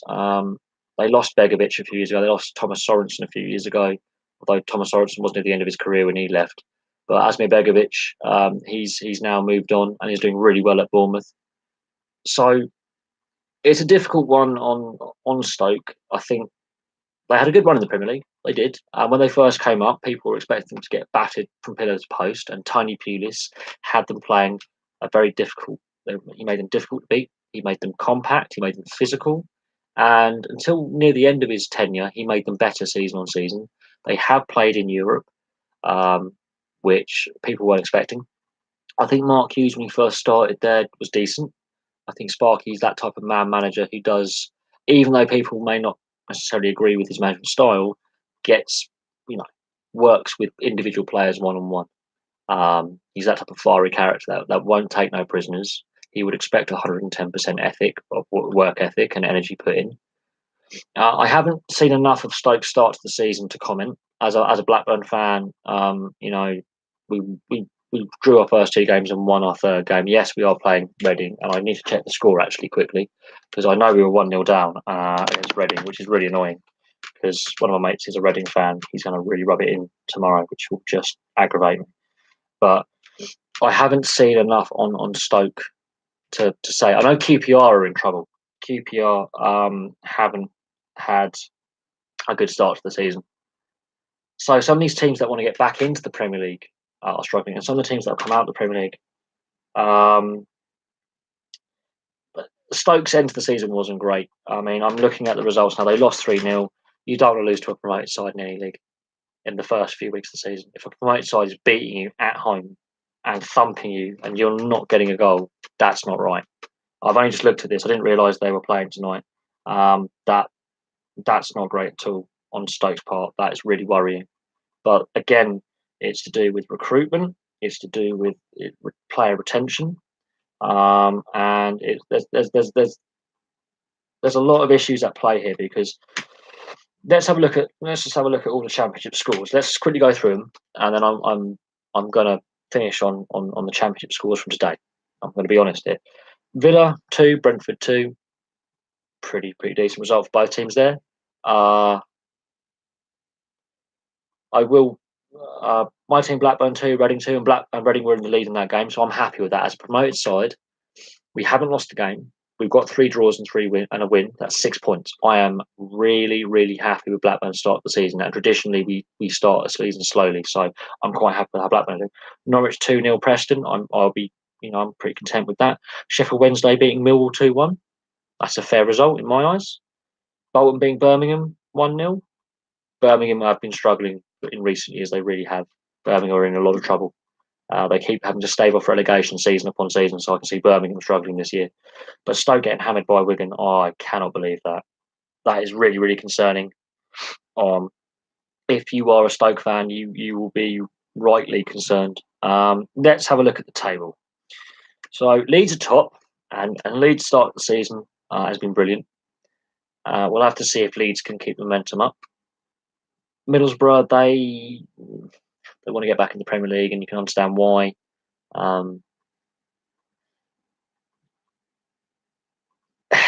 Middlesbrough are a difficult one because of what happened last season. Sacking Gary Monk after winning a game, that was really, I felt, unfair on him. And they were in the playoff places. It's a difficult one with Middlesbrough. They didn't get promoted last year. Bolton, good start of the season, even though they're rivals with my team. Brentford are playing really well. I wouldn't be surprised if Brentford got a little run. Swansea, they got relegated last year, but they're in the playoff places. Villa, they obviously missed out the playoff final last year. To Fulham, West Brom after that hammering of QPR will be really happy with how they've started the season with 7 points. Wigan and Blackburn, both carrying on their form from last season with their promotion form. 1 and 2, they're same order they were in League One. Wigan are 8th, Blackburn 9th. As a Blackburn fan, I'm really happy with how we've started the season. Nottingham Forest, they've had a few off-field issues, and they deserve to be in the Premier League for the size of club they are. But they've been out of the Premier League now for 20 years, and it's tough to see them getting back in. Derby as well, they've had some off-field issues, but Frank Lampard, decent start to the season. Gerrard's doing well, Lampard's doing well. I'm quite content. I'm quite happy for Frank Lampard. He's had a decent start to the season with Derby. Sheffield United, Bristol City, pretty average. Millwall, Norwich, okay.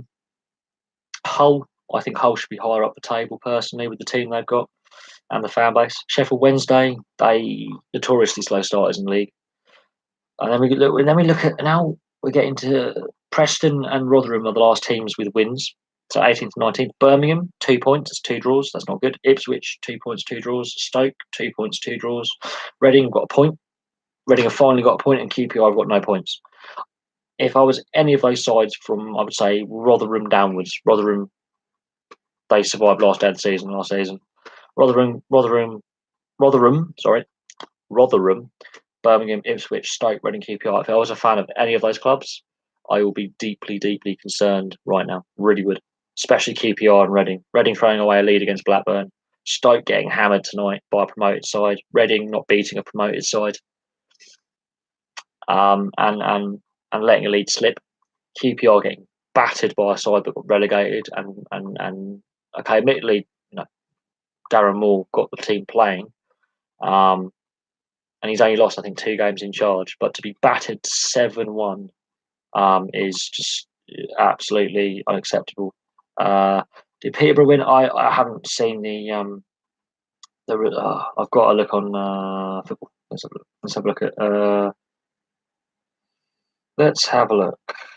Let's have a look at Peterborough in League One. So let's have a look. Let's have a look at all scores and fixtures. Let's have a look. Let's have a look. See what we've got. We'll look at League One, and we'll have a look. I'll have a quick look at Peterborough for you, and then I'll let's have a look. No, Peterborough were not playing tonight. It was Gillingham playing Sunderland, and Scunthorpe got battered 5-0 by Fleetwood Town. So that's today in League One. So yeah, I'm gonna call that a night now. I know Aberdeen Forever, you turned up late, and I feel really, really bad by the fact you missed a really, really good live stream, apart from the one troll idiot. But you did ask a very good question about my thoughts on Stoke. I think Stoke last season got the transfer window wrong, and transfers in the squad, depth, letting Arnautovic go, Robert Huth go, Asmir Begovic as a second goalkeeper go. I think that those were some of their errors, and then not really developing the squad. They're now feeling the real aftermath of not investing when they had the chance. And I think the whole handling of the Mark Hughes sacking, and the way that Pulis left as well, feeling that he had taken the team as far as he could, because he was not being given the funds that he thought acceptable to grow the side. And with the group of players that he had, the limited funds he was given in the transfer window, he felt he couldn't take it on. So Pulis left. Mark Hughes comes in, and yeah, I can see another Sunderland taking place. I can see Stoke doing a Sunderland. I can see Stoke doing a Leeds, a Bradford City, a Blackburn. We've done it. Trust me, we've ended up in League One. A Portsmouth. I can see something like that happening where financial difficulties start setting in because of the ending of parachute payments, and they down the league. A Luton Town. There's another one. Swindon Town. Swindon Town used to be in the Premier League back in the day, in the early 90s. Look what they are now. So I can see it happening. I hope it doesn't, but the gap between Premier League and League One financially is absolutely cataclysmic. And if that was to happen, that is, I think, them done as a club. They will be in administration very, very quickly. Aston Villa are still struggling financially as well, and so there's talks about Jack Grealish. Will he stay? Will he go? There's contract discussions there. But I haven't really followed the Championship for about 2 years since Blackburn were last in it, so I'm relearning the Championship basically because my team have been promoted back in. But Stoke can ill afford to get relegated. Same with QPR. QPR really in trouble. Charlton are having issues with paying their staff their bonuses, and so Charlton are in the news today. People think the Premier League, best league in the world, everything's really rosy, and it actually isn't. So many clubs are in debt. So many clubs are financially struggling, but all they see is some of the Man Cities, the Man Uniteds, the Liverpools making loads and loads of money hand over fist, and then clubs at the other end broke. But anyway, I'm going to leave that there. Thank you very much, everyone, for tonight. It's been a brilliant live stream. I really appreciate all the questions, and all the sports we've discussed tonight have been, wide and varied as usual. So I really appreciate it. Thank you very, very much, obviously, for all the questions you put in, and all the topics we discussed. It's been great. Yes, we've had the standard moronic troll. So yeah, there's that. So we've had the standard moron. But it happens. But anyway, thank you very much. I would like to say good night, or good morning, or good afternoon, depending where you are. And I shall see you very, very soon. The next live stream could be tomorrow night. It honestly depends what time I get in from work and what